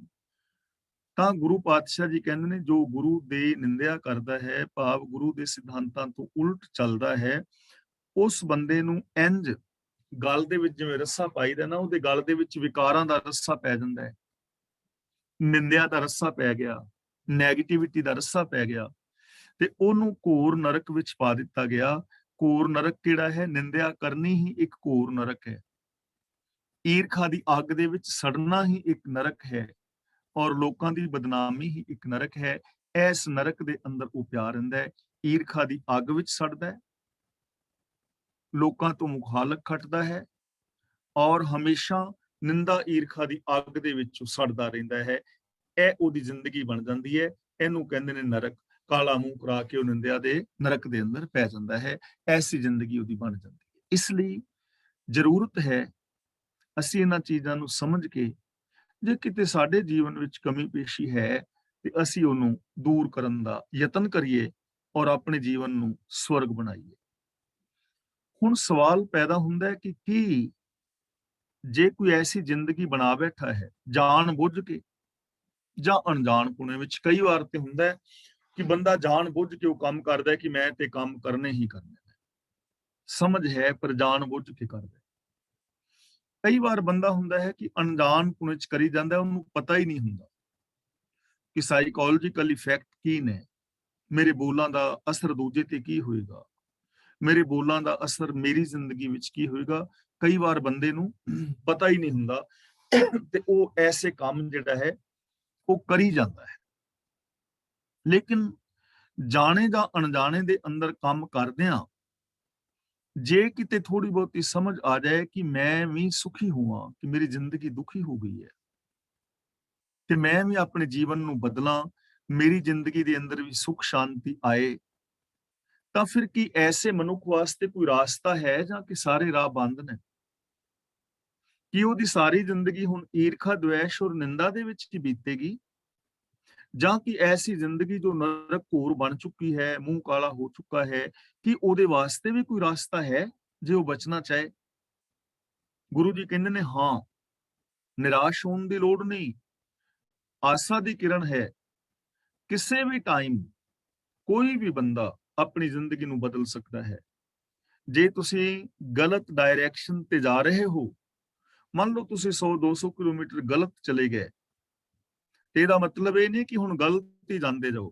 ਜਿੱਥੇ ਜਾ ਕੇ ਪਤਾ ਲੱਗ ਜਾਏ ਉੱਥੋਂ ਤੁਸੀਂ ਯੂ ਟਰਨ ਲੈ ਸਕਦੇ ਹੋ, ਪੋਸੀਬਿਲਿਟੀ ਹੈ। ਜਿੱਥੇ ਵੀ ਪਤਾ ਲੱਗ ਜਾਏ ਉੱਥੋਂ ਯੂ ਟਰਨ ਲਿਆ ਜਾ ਸਕਦਾ ਹੈ। ਕੋਈ ਵੀ ਬੰਦਾ ਕਿਸੇ ਵੀ ਟਾਈਮ ਯੂ ਟਰਨ ਲੈ ਸਕਦਾ ਹੈ, ਸੰਭਾਵਨਾ ਹੈ। ਤਾਂ ਹੁਣ ਯੂ ਟਰਨ ਕੀ ਹੈ? ਅਗਲੇ ਪਾਸੇ ਸਾਨੂੰ ਅਗਲੀ ਪੰਕਤੀ ਵਿੱਚ ਦੱਸ ਰਹੇ ਨੇ, ਫਿਰ ਸਤਿਗੁਰ ਕੀ ਸਰਣੀ ਪਵੈ, ਇੱਥੇ ਵਿਸਰਾਮ ਲਗਾਣਾ ਹੈ, ਤਾਂ ਉਬਰੈ ਜਾਂ ਹਰ ਹਰ ਨਾਮ ਧਿਆਵੈ। ਹੁਣ ਗੁਰਦੇਵ ਪਾਤਸ਼ਾਹ ਜੀ ਕਹਿੰਦੇ ਨੇ ਫਿਰ ਨਿੰਦਾ ਰੂਪ ਘੋਰ ਨਰਕ ਵਿੱਚੋਂ ਤਾਂ ਹੀ ਬਚ ਸਕਦਾ ਹੈ ਜੇ ਸਤਿਗੁਰ ਦੀ ਸਰਣੀ ਪਵੇ। ਫਿਰ ਸਤਿਗੁਰ ਦੀ ਸਰਣੀ ਪਵੇ, ਜੇ ਮੁੜ ਕੇ ਫਿਰ ਉਹ ਗੁਰੂ ਦੀ ਸ਼ਰਨ ਵਿੱਚ ਆ ਜਾਏ, ਯਾਨੀ ਆਪਣੀ ਮੱਤ ਨੂੰ ਛੱਡ ਕੇ ਗੁਰੂ ਦੀ ਮੱਤ ਦਾ ਧਾਰਨੀ ਹੋ ਜਾਏ, ਤਾਂ ਉਭਰੇ, ਤਾਂ ਉਹ ਬਚ ਸਕਦਾ ਹੈ। ਤੇ ਗੁਰੂ ਦੀ ਸ਼ਰਨ ਵਿੱਚ ਆਣ ਕੇ ਕੀ ਕਰੇ? ਜਾਂ ਹਰ ਹਰ ਨਾਮ ਧਿਆਵੇ। ਨਾਮ ਦਾ ਮਤਲਬ ਹੁਕਮ, ਧਿਆਵੇ ਦਾ ਮਤਲਬ ਧਿਆਨ ਦੇ ਅੰਦਰ ਰੱਖੇ। ਰੱਬੀ ਰਜਾ ਦੇ ਅੰਦਰ ਜੇ ਜੁੜ ਜਾਏ, ਫਿਰ ਰੱਬੀ ਰਜਾ ਨੂੰ ਫੋਲੋ ਕਰਨ ਲੱਗ ਜਾਏ, ਤਾਂ ਉਹ ਬੰਦਾ ਵੀ ਬਚ ਸਕਦਾ ਹੈ, ਕਿਉਂਕਿ ਉਹਨੇ ਹੁਣ ਯੂ ਟਰਨ ਲੈ ਲਿਆ। ਔਰ ਐਸੇ ਯੂ ਟਰਨ ਲੈਣ ਵਾਲੇ ਬੜੇ ਲੋਕ ਨੇ ਜਿਹੜੇ ਬਚ ਗਏ, ਬਿਲਕੁਲ ਬਚ ਗਏ। ਉਹਨਾਂ ਦੀ ਜ਼ਿੰਦਗੀ ਬਿਲਕੁਲ ਸਾਫ਼ ਸੁਥਰੀ ਹੋ ਗਈ, ਜਿਨ੍ਹਾਂ ਦੇ ਵਿੱਚੋਂ 2-3 ਨਾਮ ਸਾਡੇ ਕੋਲ ਬੜੇ ਮਸ਼ਹੂਰ ਨੇ। ਸ਼ੇਖ ਸੱਜਣ ਹੈ ਜਿਹੜਾ ਬੜਾ ਵੱਡਾ ਕਾਤਲ ਸੀ, ਲੋਕਾਂ ਦੀਆਂ ਲਾਸ਼ਾਂ ਖੁਰਦ-ਬੁਰਦ ਕਰ ਦਿੰਦਾ ਸੀ, ਆਉਣ ਜਾਣ ਵਾਲੇ ਲੋਕਾਂ ਦਾ ਸਮਾਨ ਲੁੱਟਦਾ ਸੀ। ਗੁਰੂ ਦੇ ਚਰਨਾਂ ਦੀ ਸ਼ਰਨ ਜਦੋਂ ਉਸਨੇ ਲੈ ਲਈ, ਤਾਂ ਉਹ ਸੱਜਣ ਦਾ ਕਤਲਗਾਹ ਗੁਰਦੁਆਰਾ ਬਣ ਗਿਆ। ਕੌਡਾ ਭੀਲ ਜੋ ਲੋਕਾਂ ਨੂੰ ਤਲ-ਤਲ ਕੇ ਮਾਰਦਾ ਸੀ ਨਾ ਤੇਲ ਵਿੱਚ, ਪਰ ਜਦੋਂ ਗੁਰੂ ਦੇ ਚਰਨਾਂ ਦੀ ਸ਼ਰਨ ਲਈ ਤਾਂ ਤੇਲ ਦਾ ਕੜਾਇਆ ਖਤਮ ਹੋ ਗਿਆ, ਉਹਦੀ ਸੋਚ ਬਦਲ ਗਈ, ਲੋਕਾਂ ਨੂੰ ਜੀਵਨ ਦਾਨ ਦੇਣ ਵਾਲਾ ਬਣ ਗਿਆ, ਕਿਉਂਕਿ ਰਜਾ ਭਾਣੇ ਦੇ ਵਿੱਚ ਆ ਗਿਆ ਨਾ। ਭੂਮੀਆਂ ਚੋਰ ਹੈ, ਹੋਰ ਅਨੇਕਾਂ ਲੋਕ ਨੇ। ਸਾਡੀ ਆਪਣੀ ਜ਼ਿੰਦਗੀ ਦਾ ਤਜਰਬਾ ਹੈ, ਚਫੇਰੇ ਅਸੀਂ ਵੇਖਦੇ ਹਾਂ, ਕਈ ਸਾਰੇ ਲੋਕ ਬੜੇ ਐਸੇ ਸਨ ਜਿਹੜੇ ਡਰੱਗੀ ਸਨ, ਨਸ਼ਈ ਹੋ ਗਏ ਸਨ ਜਾਂ ਵਿਕਾਰੀ ਹੋ ਗਏ, ਪਰ ਉਹਨਾਂ ਨੇ ਆਪਣੇ ਜੀਵਨ ਨੂੰ ਬਦਲ ਲਿਆ, ਗੁਰੂ ਨਾਲ ਜੁੜ ਗਏ, ਉਹ ਅੱਜ ਬੜੇ ਚੰਗੀ ਜ਼ਿੰਦਗੀ ਜੀ ਰਹੇ ਨੇ। ਤਾਂ ਗੁਰੂ ਜੀ ਕਹਿੰਦੇ ਨੇ, ਜੇ ਕੋਈ ਐਸਾ ਮਨੁੱਖ ਜੋ ਆਪਣੇ ਜੀਵਨ ਨੂੰ ਨਰਕ ਬਣਾ ਚੁੱਕਾ ਹੈ, ਜਿਸ ਦੀ ਜ਼ਿੰਦਗੀ ਵਿੱਚ ਦੁਖਾਂਤ ਵਾਪਰ ਰਹੇ ਨੇ, ਜੇ ਉਹ ਗੁਰੂ ਦੇ ਚਰਨਾਂ ਦੀ ਸ਼ਰਨ ਲਵੇ, ਰੱਬੀ ਹੁਕਮ ਦੇ ਅੰਦਰ ਤੁਰੇ, ਤਾਂ ਉਹ ਬੰਦਾ ਵੀ ਬਚ ਸਕਦਾ ਹੈ। ਇਟ ਮੀਨਸ ਹਰ ਇਨਸਾਨ ਦੀ ਜ਼ਿੰਦਗੀ ਦੇ ਅੰਦਰ ਪੋਸੀਬਿਲਿਟੀ ਹੈ ਕਿ ਕਿਸੇ ਵੀ ਟਾਈਮ ਉਹ ਗੁਰੂ ਦੇ ਦੱਸੇ ਰਾਹ ਤੇ ਚੱਲ ਕੇ ਆਪਣੇ ਜੀਵਨ ਨੂੰ ਸਫਲ ਕਰ ਸਕਦਾ ਹੈ। ਹਰ ਬਾਤਾਂ ਆਖ ਸੁਣਾਏ ਨਾਨਕ, ਹਰ ਕਰਤੇ ਏਵੈ ਭਾਵੈ। ਏਵੈ ਨਹੀਂ ਪੜਨਾ, ਏਵੈ। ਬਾਤਾਂ ਨਹੀਂ ਪੜਨਾ, ਬਾਤਾਂ, ਕਿਉਂਕਿ ਸ਼ਬਦ ਹੈ ਬਾਤ। ਬਾਤ ਦੇ ਤੱਤੇ ਨਾਲ ਕੰਨਾਂ ਲਾ ਕੇ ਬਹੁਵਚਨੀ ਬਣਾਇਆ ਹੈ, ਤੇ ਜਦੋਂ ਵੀ ਕਿਸੇ ਚੀਜ਼ ਨੂੰ ਕੰਨਾਂ ਲਗਾ ਕੇ ਬਹੁਵਚਨੀ ਬਣਾਇਆ ਜਾਂਦਾ ਹੈ, ਉੱਥੇ ਬਿੰਦੀ ਦਾ ਉਚਾਰਨ ਹੁੰਦਾ ਹੈ। ਹਰ ਬਾਤਾਂ ਆਖ ਸੁਣਾਏ ਨਾਨਕ, ਹਰ ਕਰਤੇ ਏਵੇਂ ਭਾਵੈ। ਇੱਥੇ ਸੁਣਾਉਣ ਵਾਲਾ ਨਾਨਕ ਹੈ। ਨਾਨਕ ਦੇ ਕੱਕੇ ਥੱਲੇ ਔਂਕੜ ਹੈ, ਕਰਤਾ ਕਾਰਕ ਇੱਕ ਵਚਨ ਪੁਲਿੰਗ ਸ਼ਬਦ ਹੈ।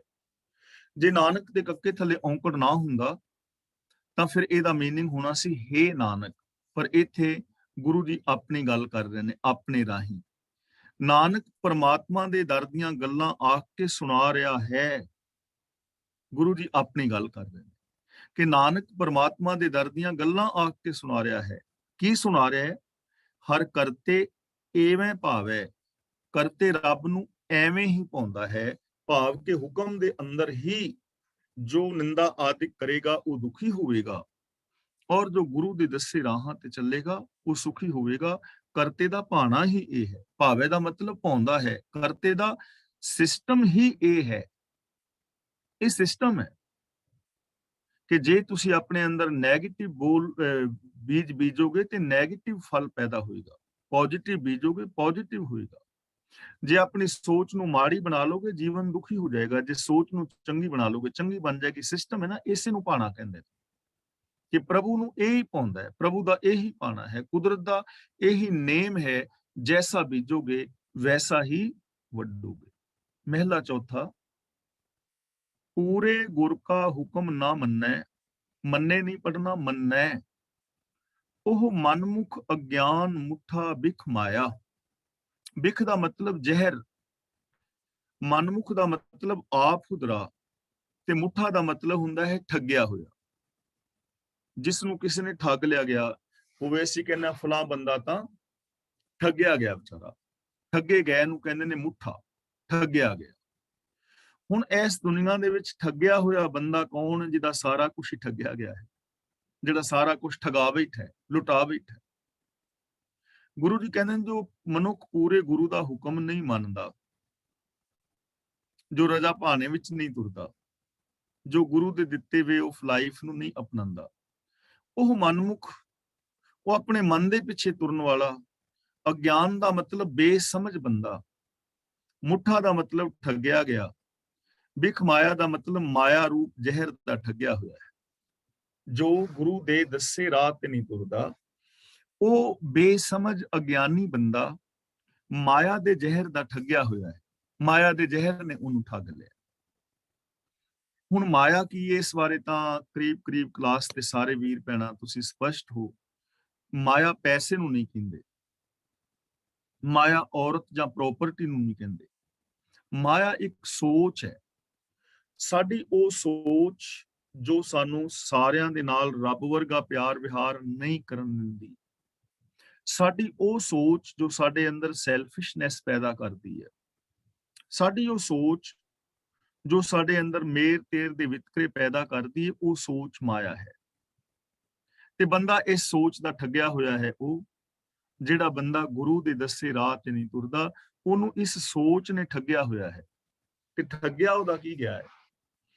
ਦੇਖੋ, ਜੇ ਇਸ ਸੋਚ ਦਾ ਧਾਰਨੀ ਨਾ ਹੁੰਦਾ, ਗੁਰੂ ਦੀ ਸੋਚ ਦਾ ਧਾਰਨੀ ਹੁੰਦਾ, ਤਾਂ ਉਸ ਮਨੁੱਖ ਦੀ ਜ਼ਿੰਦਗੀ ਵਿੱਚ ਸਤ, ਸੰਤੋਖ, ਦਇਆ, ਧਰਮ, ਧੀਰਜ, ਗਿਆਨ, ਵੈਰਾਗ, ਨਿਮਾਨਤਾ, ਸੇਵਾ, ਸਿਮਰਨ, ਪ੍ਰੇਮ, ਕੁਰਬਾਨੀ, ਇਨਸਾਨੀਅਤ ਆਦਿਕ ਸ਼ੁਭ ਗੁਣ ਹੋਣੇ ਸਨ। ਚੜ੍ਹਦੀ ਕਲਾ ਵਿੱਚ ਉਹਨੇ ਹੋਣਾ ਸੀ। ਉਹਨੇ ਅੰਦਰੋਂ ਬਾਹਰੋਂ ਖੁਸ਼ ਔਰ ਪ੍ਰਸੰਨ ਹੋਣਾ ਸੀ। ਲੇਕਿਨ ਇਹ ਸਾਰੇ ਗੁਣ ਉਹਦੇ ਲੁੱਟੇ ਗਏ। ਪ੍ਰਸੰਨਤਾ ਉਹਦੀ ਲੁੱਟੀ ਗਈ, ਖੁਸ਼ੀਆਂ ਉਹਦੀਆਂ ਖਤਮ ਹੋ ਗਈਆਂ, ਅੰਦਰੇ ਅੰਦਰ ਜਲਨ ਔਰ ਸੜਨ ਉਹਦੇ ਅੰਦਰ ਪੈਦਾ ਹੋ ਗਈ। ਲੁੱਟਿਆ ਗਿਆ ਨਾ ਸਾਰਾ ਕੁਝ। ਇਸ ਲਈ ਜੇ ਅਸੀਂ ਚਾਹੁੰਦੇ ਹਾਂ ਕਿ ਸਾਡਾ ਇਹ ਜੀਵਨ ਲੁਟੀਨ ਤੋਂ ਬਚ ਜਾਏ, ਤਾਂ ਸਾਨੂੰ ਮਨਮੁਖਤਾ ਛੱਡ ਕੇ ਗੁਰਮੁਖਤਾ ਦਾ ਰਾਹ ਅਖਤਿਆਰ ਕਰਨਾ ਚਾਹੀਦਾ ਹੈ। ਜੀਵਨ ਤਾਂ ਜੀਣਾ ਹੀ ਹੈ, ਤਾਂ ਫਿਰ ਚੰਗੀ ਤਰ੍ਹਾਂ ਜੀ ਲਵੀਏ, ਫਿਰ ਗੁਰੂ ਦੇ ਦੱਸੇ ਰਾਹ ਤੇ ਚੱਲ ਕੇ ਜੀ ਲਵੀਏ। ਨਾਲੇ ਜੀਵਨ ਆਸਾਨ ਹੋ ਜਾਏਗਾ, ਨਾਲ ਜੀਵਨ ਵਿੱਚ ਖੁਸ਼ੀਆਂ ਹੋ ਜਾਣਗੀਆਂ, ਨਾਲ ਸਾਨੂੰ ਮਾਣ ਆਦਰ ਵੀ ਮਿਲੇਗਾ। ਪਰ ਗੁਰੂ ਜੀ ਕਹਿੰਦੇ ਨੇ ਜੋ ਪੂਰੇ ਗੁਰੂ ਦਾ ਹੁਕਮ ਨਹੀਂ ਮੰਨਦਾ, ਉਹ ਆਪ ਹੁਦਰਾ ਮਨੁੱਖ ਅਗਿਆਨੀ ਹੈ ਔਰ ਮਾਇਆ ਰੂਪ ਜ਼ਹਿਰ ਦਾ ਠੱਗਿਆ ਹੋਇਆ ਹੈ। ਤੇ ਉਹਦੀ ਨਿਸ਼ਾਨੀ ਕੀ? ਉਸ ਅੰਦਰ ਕੂੜੋ ਕਰ ਬੁੱਝੇ। ਇਹਨੂੰ ਉਸ ਨਹੀਂ ਪੜਨਾ, ਉਸ ਥੋੜਾ ਲਮਕਾ ਕੇ, ਕਿਉਂਕਿ ਊੜੇ ਦਾ ਮੂੰਹ ਖੁੱਲਾ ਹੈ। ਉਸ ਅੰਦਰ ਕੂੜ, ਇੱਥੇ ਵਿਸ਼ਰਾਮ ਲਾਵਾਂਗੇ। ਕੂੜੋ ਕਰ ਬੁੱਝੇ, ਉਹਦੇ ਆਪਣੇ ਅੰਦਰ ਝੂਠ ਹੈ ਤੇ ਉਹ ਹਰ ਇੱਕ ਨੂੰ ਝੂਠਾ ਸਮਝਦਾ ਹੈ।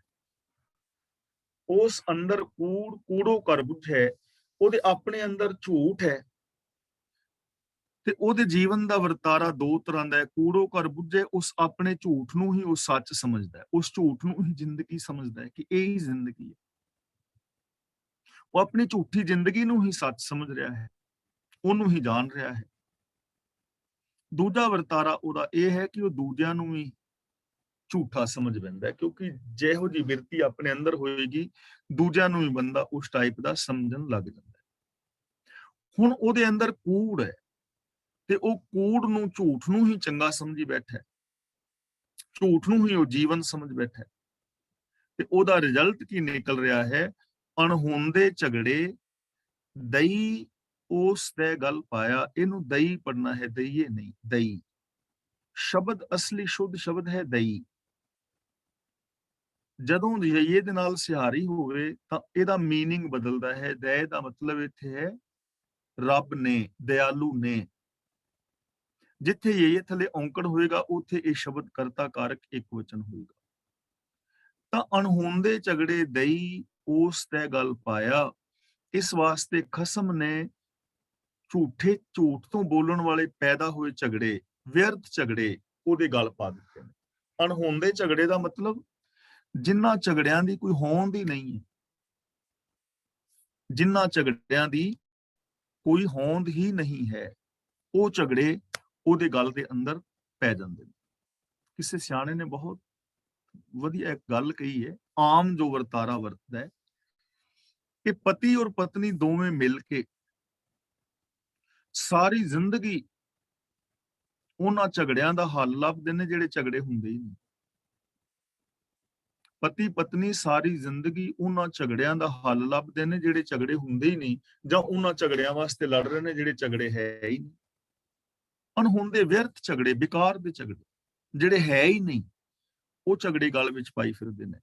ਝੂਠ ਤੋਂ ਪੈਦਾ ਹੋਣ ਵਾਲੇ ਜਿਹੜੇ ਝਗੜੇ ਨੇ, ਵਾਦ ਵਿਵਾਦ ਨੇ, ਜਿਨ੍ਹਾਂ ਦੀ ਹੋਂਦ ਹੀ ਨਹੀਂ ਸੀ, ਉਹ ਨਿਕੰਮੇ ਝਗੜੇ ਉਸ ਬੰਦੇ ਦੇ ਗੱਲ ਵਿੱਚ ਪੈ ਜਾਂਦੇ ਨੇ ਔਰ ਸਾਰੀ ਜ਼ਿੰਦਗੀ ਝਗੜਦਾ, ਲੜਦਾ, ਖਿੱਚਦਾ ਹੀ ਆਪਣੀ ਜੀਵਨ ਬਿਤਾ ਦਿੰਦਾ ਹੈ। ਨਿੱਕੇ ਨਿੱਕੇ ਝੂਠ ਬੋਲ ਬੋਲ ਕੇ। ਪਤਨੀ ਨੇ ਝੂਠ ਬੋਲਤਾ ਤਾਂ ਘਰ ਦੇ ਵਿੱਚ ਕਲੇਸ਼, ਪਤੀ ਨੇ ਝੂਠ ਬੋਲ ਦਿੱਤਾ ਤਾਂ ਘਰ ਦੇ ਵਿੱਚ ਕਲੇਸ਼। ਜੇ ਕਿਤੇ ਨੂੰਹ ਪੁੱਤਰ ਨਾਲ ਗੜਬੜ ਹੋ ਗਈ ਤਾਂ ਕਲੇਸ਼, ਜੇ ਇੱਕ ਦੂਜੇ ਦੇ ਨਾਲ ਝੂਠ ਬੋਲ ਲਿਆ ਤਾਂ ਕਲੇਸ਼। ਝੂਠ ਕਰਕੇ ਝਗੜੇ ਨੇ ਜਿੰਨੇ ਵੀ ਨੇ ਦੁਨੀਆ ਅੰਦਰ, ਚਾਹੇ ਉਹ ਰਿਸ਼ਵਤਖੋਰੀ, ਚੋਰ ਬਜ਼ਾਰੀ, 2 ਨੰਬਰ ਦੇ ਧੰਦੇ, ਕੁਝ ਵੀ ਹੈ, ਝੂਠ ਕਰਕੇ।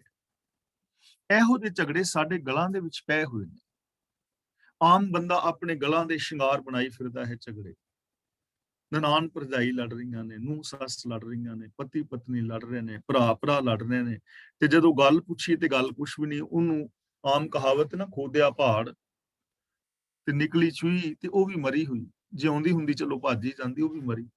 ਮਰੀਆਂ ਚੂਹੀਆਂ, ਮਰੇ ਝਗੜੇ ਕਿ ਇਹਨੇ ਮੈਨੂੰ ਇਹ ਕਹਿ ਦਿੱਤਾ, ਇਹਨੇ ਮੈਨੂੰ ਇਹ ਕਹਿ ਦਿੱਤਾ। ਇਹਨਾਂ ਗੱਲਾਂ ਤੋਂ ਲੜਦੇ ਫਿਰਨੇ। ਹੁਣ ਕਹਿਣ ਨਾਲ ਕੀ ਹੋ ਗਿਆ, ਅਗਲੇ ਦੀ ਜ਼ੁਬਾਨ ਹੈ, ਕਹਿ ਦਿੱਤਾ ਕਹਿ ਦਿੱਤਾ। ਕਿੰਨੇ ਸਾਰੇ ਅਣਹੋਂਦੇ ਝਗੜੇ ਗਲਾਂ ਦੇ ਵਿੱਚ ਲੋਕ ਪਾਈ ਫਿਰਦੇ ਨੇ। ਬਾਕੀ ਲੋਕਾਂ ਨੂੰ ਜੇ ਛੱਡ ਵੀ ਦਈਏ, ਧਾਰਮਿਕ ਲੋਕਾਂ ਨੂੰ ਅਸੀਂ ਵੇਖੀਏ ਤਾਂ ਸ਼ਰਮ ਦੇ ਨਾਲ ਕਹਿਣਾ ਪੈਂਦਾ ਹੈ, ਗੁਰਦੁਆਰਿਆਂ ਦੇ ਵਿੱਚ ਤੁਸੀਂ ਵੇਖੋ, ਹੁਣ YouTube ਤੇ ਪਾਓ ਗੁਰਦੁਆਰਾ ਫਾਈਟ, ਐਵੇਂ ਪਾ ਦਿਓ, ਮੇਰੀਆਂ ਵੀਡੀਓਜ਼ ਆ ਜਾਂਦੀਆਂ ਨੇ, ਇੱਕ ਦੂਜੇ ਦੀਆਂ ਪੱਗਾਂ ਲਾ ਰਹੇ ਨੇ। ਧਾਰਮਿਕ ਲੋਕਾਂ ਨੂੰ ਤਾਂ ਨਹੀਂ ਲੜਨਾ ਚਾਹੀਦਾ। ਜਿਹੜਾ ਬੰਦਾ ਧਾਰਮਿਕ ਅਖਵਾਰਿਆ ਹੈ, ਮੈਂ ਗੁਰੂ ਵਾਲਾ ਹਾਂ, ਚਾਹੇ ਉਹ ਹਿੰਦੂ, ਮੁਸਲਮਾਨ, ਸਿੱਖ, ਈਸਾਈ ਕੋਈ ਵੀ ਹੈ, ਜਿਹੜਾ ਵੀ ਆਪਣੇ ਆਪ ਨੂੰ ਧਰਮੀ ਅਖਵਾਉਂਦਾ ਹੈ, ਉਹਦੀ ਤਾਂ ਇਹ ਕਰਮ ਨਹੀਂ ਚਾਹੀਦੇ ਕਿ ਉਹ ਧਾਰਮਿਕ ਲੋਕ ਲੜਨ। ਇੱਕ ਧਰਮ ਦਾ ਬੰਦਾ ਦੂਜੇ ਧਰਮ ਦੇ ਨਾਲ ਲੜ ਰਿਹਾ ਹੈ, ਵੈਰੀ ਨੇ। ਇੱਕ ਹੀ ਧਰਮ ਨੂੰ ਮੰਨਣ ਵਾਲੇ ਆਪਣੇ ਹੀ ਧਰਮ ਨੂੰ ਮੰਨਣ ਵਾਲਿਆਂ ਦੇ ਵੈਰੀ ਨੇ। ਇਸਲਾਮ ਦੇ ਵਿੱਚ ਵੇਖ ਲਓ, ਸ਼ੀਆ ਔਰ ਸੁੰਨੀ ਦਾ ਬੜਾ ਵੱਡਾ ਟਕਰਾਵ ਹੈ, ਖੂਨੀ ਟਕਰਾਵ ਹੁੰਦਾ ਉਹਨਾਂ ਦਾ।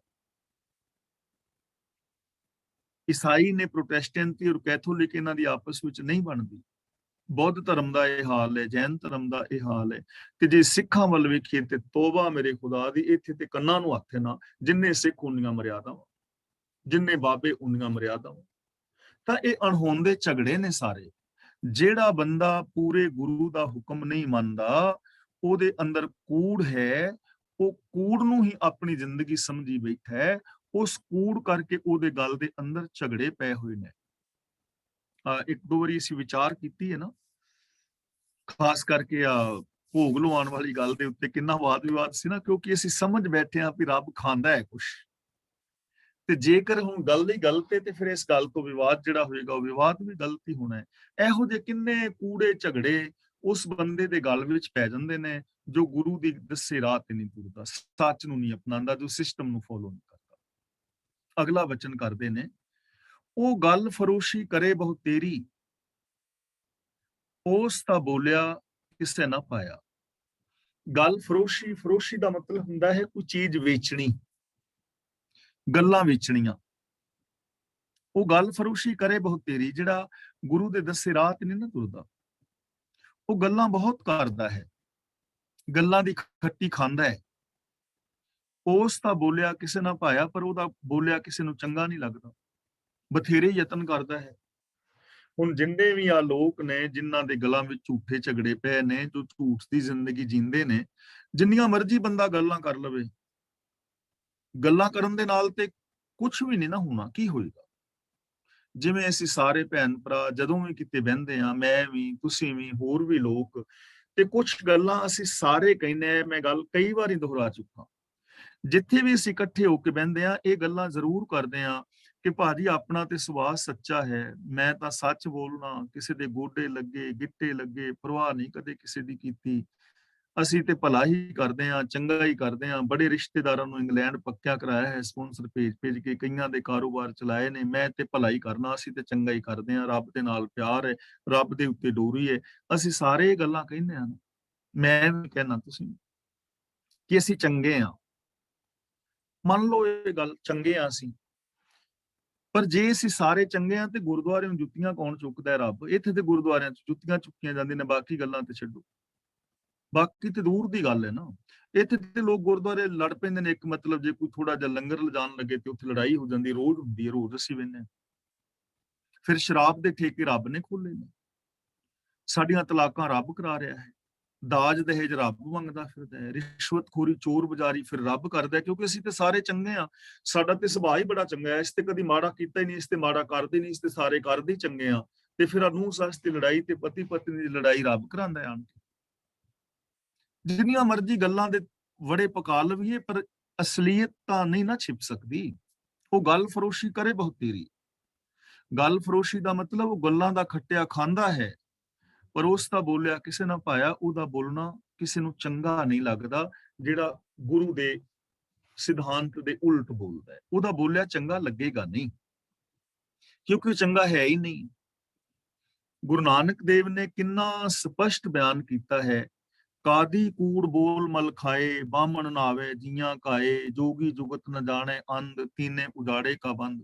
ਤਾਂ ਅਗਲਾ ਬਚਨ ਗੁਰਦੇਵ ਪਾਤਸ਼ਾਹ ਜੀ ਕਰਕੇ ਸਾਨੂੰ ਸਮਝਾ ਰਹੇ ਨੇ, ਉਹ ਘਰ ਘਰ ਹੰਡੈ ਜਿਉ ਰੰਨ ਦੁਹਾਗਣ, ਉਸ ਨਾਲ ਮੂੰਹ ਜੋੜੈ, ਉਸ ਪੀ ਲੱਛਣ ਲਾਇਆ। ਐਸਾ ਜਿਹੜਾ ਬੰਦਾ ਹੈ ਨਾ ਗੁਰੂ ਦੇ ਖਿਲਾਫ ਬੋਲਣ ਵਾਲਾ, ਉਹ ਘਰ ਘਰ ਦੇ ਅੰਦਰ ਫਿਰਦਾ ਹੈ, ਰੰਨ ਦੁਹਾਗਣ ਛੁੱਟੜ ਔਰਤ ਦੀ ਤਰ੍ਹਾਂ, ਉਸ ਨਾਲ ਮੂੰਹ ਜੋੜੇ, ਉਸ ਵੀ ਲੱਛਣ ਲਾਇਆ। ਜਿਹੜਾ ਉਹਦੇ ਨਾਲ ਮੂੰਹ ਜੋੜਦਾ ਹੈ ਉਹਨੂੰ ਵੀ ਕਲੰਕ ਲੱਗ ਜਾਂਦਾ ਹੈ।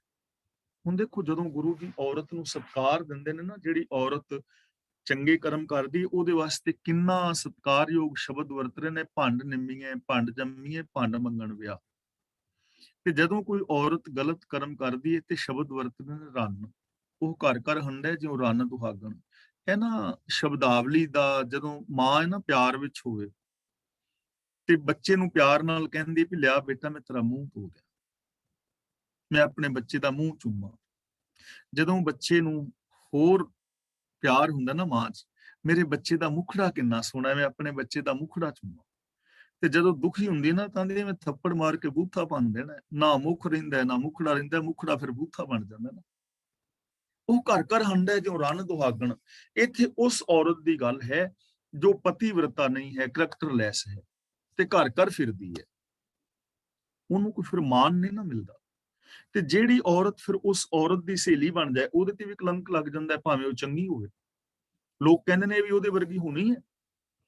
ਜੇ ਕੋਈ ਕਰੈਕਟਰਲੈਸ ਬੰਦਾ ਹੈ, ਔਰਤ ਨੂੰ ਛੱਡ ਕੇ ਘਰ ਘਰ ਫਿਰਦਾ ਹੈ ਮੂੰਹ ਮਾਰਦਾ, ਤਾਂ ਉਹ ਚੰਗਾ ਨਹੀਂ ਹੈ। ਤੇ ਜਿਹੜਾ ਉਹਦਾ ਯਾਰ ਦੋਸਤ ਹੋਏਗਾ, ਲੋਕ ਕਹਿਣਗੇ ਵੀ ਇਹ ਵੀ ਉਹਦੇ ਵਰਗਾ ਹੋਵੇਗਾ। ਗੁਰੂ ਜੀ ਦੁਨਿਆਵੀ ਮਿਸਾਲ ਲੈ ਕੇ ਕਹਿ ਰਹੇ ਨੇ ਕਿ ਜੋ ਬੰਦਾ ਗੁਰੂ ਦਾ ਨਿੰਦਕ ਹੈ, ਉਹ ਘਰ ਘਰ ਫਿਰਦਾ ਹੈ ਪਿਆ, ਕਦੇ ਕਿਸੇ ਬਾਬੇ ਅੱਗੇ ਮੱਥਾ ਟੇਕਦਾ ਹੈ, ਕਦੇ ਦੂਜੇ ਸੰਤ ਅੱਗੇ ਜਾ ਰਿਹਾ ਹੈ, ਕਦੇ ਮੜੀਆਂ ਤੇ, ਕਦੇ ਕਬਰਾਂ ਤੇ, ਕਦੇ ਦੇਵੀਆਂ ਤੇ, ਕਦੇ ਦੇਵਤਿਆਂ ਤੇ, ਕਦੇ ਵਰਤਨ ਰਾਤੇ ਸਰਾਧ, ਕਦੇ ਤੀਰਥਾਂ ਤੇ ਫਿਰਦਾ ਰਹਿੰਦਾ ਹੈ, ਘਰ ਘਰ ਫਿਰ ਰਿਹਾ ਹੈ, ਵਿਕਾਰਾਂ ਦੇ ਅੰਦਰ ਗਰਕ ਹੈ। ਤੇ ਜਿਹੜਾ ਬੰਦਾ ਐਸੇ ਬੰਦੇ ਨਾਲ ਦੋਸਤੀ ਕਰੇਗਾ, ਉਹਦੇ ਤੇ ਵੀ ਕਲੰਕ ਲੱਗ ਜਾਏਗਾ ਵੀ ਇਹ ਵੀ ਐਵੇਂ ਦਾ ਹੀ ਹੋਣਾ ਹੈ। ਅਗਲਾ ਬਚਨ ਕਰਦੇ ਨੇ, ਗੁਰਮੁਖ ਹੋਏ ਸੋ ਅਲਿਪਤੋ ਵਰਤੈ, ਉਸ ਦਾ ਸਾਥ ਛੱਡ ਗੁਰ ਪਾਸ ਬਹਿ ਜਾਇਆ। ਉਸ ਦਾ ਪਾਸ ਛੱਡ ਗੁਰ ਪਾਸ ਬਹਿ ਜਾਇਆ। ਜੋ ਗੁਰਮੁਖ ਹੈ, ਗੁਰੂ ਦੇ ਦੱਸੇ ਰਾਹ ਤੇ ਤੁਰਨ ਵਾਲਾ ਹੈ, ਉਹ ਅਲਿਪਤ ਦਾ ਮਤਲਬ ਅਲੇਪ ਰਹਿੰਦਾ ਹੈ, ਉਹ ਨਿੰਦਾ ਚੁਗਲੀ ਤੋਂ ਬਚਿਆ ਰਹਿੰਦਾ ਹੈ ਤੇ ਮਨਮੁਖ ਦਾ ਪਾਸਾ ਛੱਡ ਕੇ ਗੁਰੂ ਦੇ ਪਾਸੇ ਜਾ ਬੈਂਦਾ ਹੈ, ਗੁਰੂ ਦੇ ਚਰਨਾਂ ਦੀ ਸ਼ਰਨ ਲੈ ਲੈਂਦਾ ਹੈ। ਜੋ ਗੁਰ ਗੋਪੇ ਆਪਣਾ, ਸੋ ਭਲਾ ਨਾ ਹੀ ਪੰਚੋ, ਉਨ ਲਾਹਾ ਮੂਲ ਸਭ ਗਵਾਇਆ। ਗੋਪੇ ਦਾ ਮਤਲਬ ਹੁੰਦਾ ਹੈ ਛੁਪਾਣਾ। ਜੋ ਆਪਣੇ ਗੁਰੂ ਨੂੰ ਛੁਪਾਉਂਦਾ ਹੈ, ਜਿਹੜੇ ਪੰਚਨੋਂ ਸਿਰਮੌਰ ਪੁਰਸ਼ੋ, ਉਹ ਬੰਦਾ ਚੰਗਾ ਨਹੀਂ। ਹੁਣ ਲਾਹਾ ਮੂਲ ਸਭ ਗਵਾਇਆ, ਉਹਨੇ ਆਪਣਾ ਲਾਹਾ ਵੀ ਗਵਾ ਲਿਆ, ਮੂਲ ਵੀ ਗਵਾ ਲਿਆ। ਜਿਵੇਂ ਅਸੀਂ ਮੂਲ ਲਾਇਆ ਨਾ ਕਿ ਵਿਆਜ ਤੇ ਪੈਸੇ ਦੇ ਦਿੱਤੇ ਕਿਸੇ ਨੂੰ ਕਿ ਵਿਆਜ ਆਏਗੀ, ਤੇ ਅਗਲਾ ਮੂਲ ਵੀ ਮਾਰ ਗਿਆ, ਮੂਲ ਵੀ ਗਿਆ ਤੇ ਵਿਆਜ ਵੀ ਗਿਆ। ਤਾਂ ਗੁਰੂ ਜੀ ਕਹਿੰਦੇ ਨੇ ਜੋ ਆਪਣੇ ਗੁਰੂ ਨੂੰ ਛੁਪਾਉਂਦਾ ਹੈ ਉਹ ਚੰਗਾ ਨਹੀਂ ਹੈ, ਉਹ ਆਪਣਾ ਲਾਹਾ ਮੂਲ ਆਪਣਾ ਸਾਰਾ ਜੀਵਨ ਬਰਬਾਦ ਕਰਾ ਲੈਂਦਾ ਹੈ। ਹੁਣ ਗੁਰੂ ਨੂੰ ਛੁਪਾਣਾ ਕੀ ਹੈ? ਗੁਰੂ ਨੂੰ ਛੁਪਾਣਾ ਇਹ ਹੈ ਕਿ ਜੋ ਪ੍ਰਤੱਖ ਤੌਰ ਤੇ ਗੁਰੂ ਦੇ ਸਿਧਾਂਤਾਂ ਮੁਤਾਬਕ ਜ਼ਿੰਦਗੀ ਨਹੀਂ ਜਿੰਦਾ, ਜਿਹਨੂੰ ਪਤਾ ਤੇ ਹੈ ਕਿ ਗੁਰਮਤਿ ਇਹ ਕਹਿੰਦੀ ਹੈ ਪਰ ਗੁਰੂ ਵਾਲੀ ਜ਼ਿੰਦਗੀ ਜੀ ਨਹੀਂ ਗਿਆ। ਪਤਾ ਤੇ ਹੈ, ਪਤਾ ਹੈ, ਲੇਕਿਨ ਗੁਰੂ ਨੂੰ ਛੁਪਾਇਆ ਹੋਇਆ ਹੈ, ਪ੍ਰਤੱਖ ਤੌਰ ਤੇ ਨਹੀਂ ਮੰਨ ਰਿਹਾ। ਲੋਕ ਕੀ ਕਹਿਣਗੇ, ਕਈ ਕੁਛ, ਤੇ ਗੁਰੂ ਜੀ ਕਹਿੰਦੇ ਨੇ ਉਹ ਬੰਦਾ ਚੰਗਾ ਨਹੀਂ, ਉਹ ਆਪਣਾ ਲਾਹਾ ਮੂਲ ਗਵਾ ਲੈਂਦਾ ਹੈ। ਇਸ ਲਈ ਸਾਨੂੰ ਪ੍ਰਤੱਖ ਹੋ ਕੇ ਪ੍ਰਗਟ ਤੌਰ ਤੇ ਗੁਰੂ ਦੇ ਸਿਧਾਂਤਾਂ ਮੁਤਾਬਕ ਜ਼ਿੰਦਗੀ ਜੀਣੀ ਚਾਹੀਦੀ ਹੈ। ਪਹਿਲਾ ਆਗਮ ਨਿਗਮ ਨਾਨਕ ਆਖ ਸੁਣਾਏ, ਪੂਰੇ ਗੁਰ ਕਾ ਬਚਨ ਉੱਪਰ ਆਇਆ। ਆਗਮ ਨਿਗਮ, ਆਗਮ ਦਾ ਮੀਨਿੰਗ ਹੈ ਸ਼ਾਸਤਰ, ਨਿਗਮ ਦਾ ਮੀਨਿੰਗ ਵੇਦ, ਉੱਪਰ ਆਇਆ ਦਾ ਮਤਲਬ ਸਭ ਤੋਂ ਵਧੇਕ ਪ੍ਰਮਾਣਿਕ। ਹੁਣ ਇਹਦੇ ਅਰਥ ਵੀ ਵਿਦਵਾਨਾਂ ਨੇ ਦੋ ਤਰ੍ਹਾਂ ਕੀਤੇ ਨੇ ਕਿ ਕੁਝ ਕਹਿਣ ਤੋਂ ਪਹਿਲਾਂ ਵੇਦ ਸ਼ਾਸਤਰ ਨੂੰ ਹੀ ਆਖ ਕੇ ਦੱਸਦਾ ਹੈ, ਭਾਵ ਕਿ ਇਹਨਾਂ ਦੀ ਗਵਾਹੀ ਦੇ ਨਾਲ ਸਿੱਧ ਕਰਦਾ ਹੈ, ਪਰ ਇਹ ਗੱਲ ਠੀਕ ਨਹੀਂ ਹੈ। ਦੂਜਾ ਅਰਥ ਇਹ ਹੈ ਕਿ ਨਾਨਕ ਆਖ ਕੇ ਸੁਣਾਉਂਦਾ ਹੈ, ਭਾਵ ਨਾਨਕ ਇਸ ਗੱਲ ਤੇ ਜ਼ੋਰ ਦੇ ਕੇ ਆਖਦੇ ਹੈ ਕਿ ਗੁਰਸਿੱਖ ਲਈ ਪਹਿਲਾ ਆਗਮ ਨਿਗਮ ਇਹੋ ਹੀ ਹੈ ਕਿ ਸਤਿਗੁਰ ਕਾ ਬਚਨ, ਪੂਰੇ ਗੁਰ ਕਾ ਬਚਨ ਉੱਪਰ ਆਇਆ, ਕਿ ਗੁਰੂ ਦਾ ਬਚਨ ਹੀ ਪ੍ਰਮਾਣਿਕ ਹੈ। ਗੁਰੂ ਦਾ ਜੋ ਬਚਨ ਹੈ, ਗੁਰੂ ਦਾ ਜੋ ਹੁਕਮ ਹੈ, ਉਹੀ ਪ੍ਰਮਾਣਿਕ ਹੈ, ਉਹੀ ਸਿੱਖ ਵਾਸਤੇ ਵੇਦ ਹੈ, ਉਹੀ ਸਿੱਖ ਵਾਸਤੇ ਸ਼ਾਸਤਰ ਹੈ। ਸਿੱਖ ਨੂੰ ਕਿਸੇ ਹੋਰ ਵੇਦ ਸ਼ਾਸਤਰ ਦੇ ਨਾਲ ਜੁੜਨ ਦੀ ਜ਼ਰੂਰਤ ਨਹੀਂ ਹੈ। ਗੁਰੂ ਦਾ ਜੋ ਬਚਨ ਹੈ ਉਹੀ ਸਿੱਖ ਵਾਸਤੇ ਵੇਦ ਔਰ ਸ਼ਾਸਤਰ ਹੈ, ਉਹਨੂੰ ਕਿਤੇ ਹੋਰ ਜਾਣ ਦੀ ਲੋੜ ਨਹੀਂ। ਅਖੀਰਲੀ ਪੰਕਤੀ ਕਹਿ ਕੇ ਮੈਂ ਖਿਮਾ ਮੰਗ ਰਿਹਾ, ਗੁਰਸਿੱਖਾਂ ਵਡਿਆਈ ਭਾਵੈ ਗੁਰ ਪੂਰੇ ਕੀ, ਮਨਮੁਖਾਂ ਉਹ ਵੇਲਾ ਹੱਥ ਨਾ ਆਇਆ। ਗੁਰੂ ਪਾਤਸ਼ਾਹ ਜੀ ਕਹਿੰਦੇ ਨੇ ਜੋ ਗੁਰੂ ਦੇ ਸਿੱਖ ਨੇ ਉਹਨਾਂ ਨੂੰ ਗੁਰੂ ਦੀ ਵਡਿਆਈ ਚੰਗੀ ਲੱਗਦੀ ਹੈ, ਗੁਰੂ ਦੀ ਸਿਫਤ ਹੁੰਦੀ ਚੰਗੀ ਲੱਗਦੀ ਹੈ, ਇਹਦੇ ਵਿੱਚ ਉਹ ਮਾਣ ਮਹਿਸੂਸ ਕਰਦੇ ਨੇ, ਗੁਰੂ ਦੇ ਸਿਧਾਂਤ ਉਹਨਾਂ ਨੂੰ ਭਾਉਂਦੇ ਨੇ। ਪਰ ਜਿਹੜੇ ਮਨ ਦੇ ਪਿੱਛੇ ਤੁਰਨ ਵਾਲੇ ਆਪ ਹੁਦਰੇ ਨੇ, ਜੋ ਆਪਣਾ ਸਮਾਂ ਗਵਾ ਲੈਂਦੇ ਨੇ, ਉਹਨਾਂ ਨੂੰ ਫਿਰ ਸਮਾਂ ਮੁੜ ਕੇ ਹੱਥ ਨਹੀਂ ਆਉਂਦਾ, ਜੋ ਨਿੰਦਾ ਚੁਗਲੀ ਵਿੱਚ ਗੁਜ਼ਾਰ ਦਿੰਦੇ ਨੇ। ਇਸ ਲਈ ਗੁਰੂ ਜੀ ਸਾਨੂੰ ਸਮਝਾ ਰਹੇ ਨੇ ਕਿ ਪਿਆਰਿਓ, ਆਪਣਾ ਸਮਾਂ ਵਿਅਰਥ ਨਾ ਗਵਾਓ, ਗੁਰੂ ਦੀ ਪਾਵਨ ਬਾਣੀ ਆਪ ਪੜ੍ਹੋ, ਗੁਰਬਾਣੀ ਦੇ ਅਰਥ ਭਾਵ ਆਪ ਸਮਝੋ ਔਰ ਪ੍ਰਤੱਖ ਤੌਰ ਤੇ ਗੁਰਬਾਣੀ ਅਨੁਸਾਰ ਜ਼ਿੰਦਗੀ ਜੀਵੋ। ਇਹੀ ਤੁਹਾਡੇ ਜੀਵਨ ਦਾ ਲਾਹਾ ਹੈ। ਜੇ ਇਹ ਜੀਵਨ ਦਾ ਸਮਾਂ ਗਵਾ ਲਿਆ, ਇਸ ਸਮੇਂ ਨੇ ਵਾਪਸ ਨਹੀਂ ਆਉਣਾ। ਇਸ ਲਈ ਇਸ ਮੌਕੇ ਨੂੰ ਸੰਭਾਲੋ, ਕਦੇ ਵੀ ਗੁਰਮਤ ਤੋਂ ਉਲਟ ਜਾਣ ਦਾ ਯਤਨ ਨਾ ਕਰੋ। ਮੈਂ ਇੱਥੇ ਖਿਮਾ ਦਾ ਜਾਚਕ ਹਾਂ। ਜੇ ਕਿਸੇ ਵੀਰ ਭੈਣ ਨੇ ਕੋਈ ਸਵਾਲ ਕਰਨਾ ਹੈ ਤਾਂ ਉਹ ਅਨਮਿਊਟ ਹੋ ਸਕਦਾ ਹੈ, ਔਰ ਜੇ ਆਪਣੇ ਵਿਊਜ਼ ਦੇਣੇ ਨੇ ਤਾਂ ਵੀ।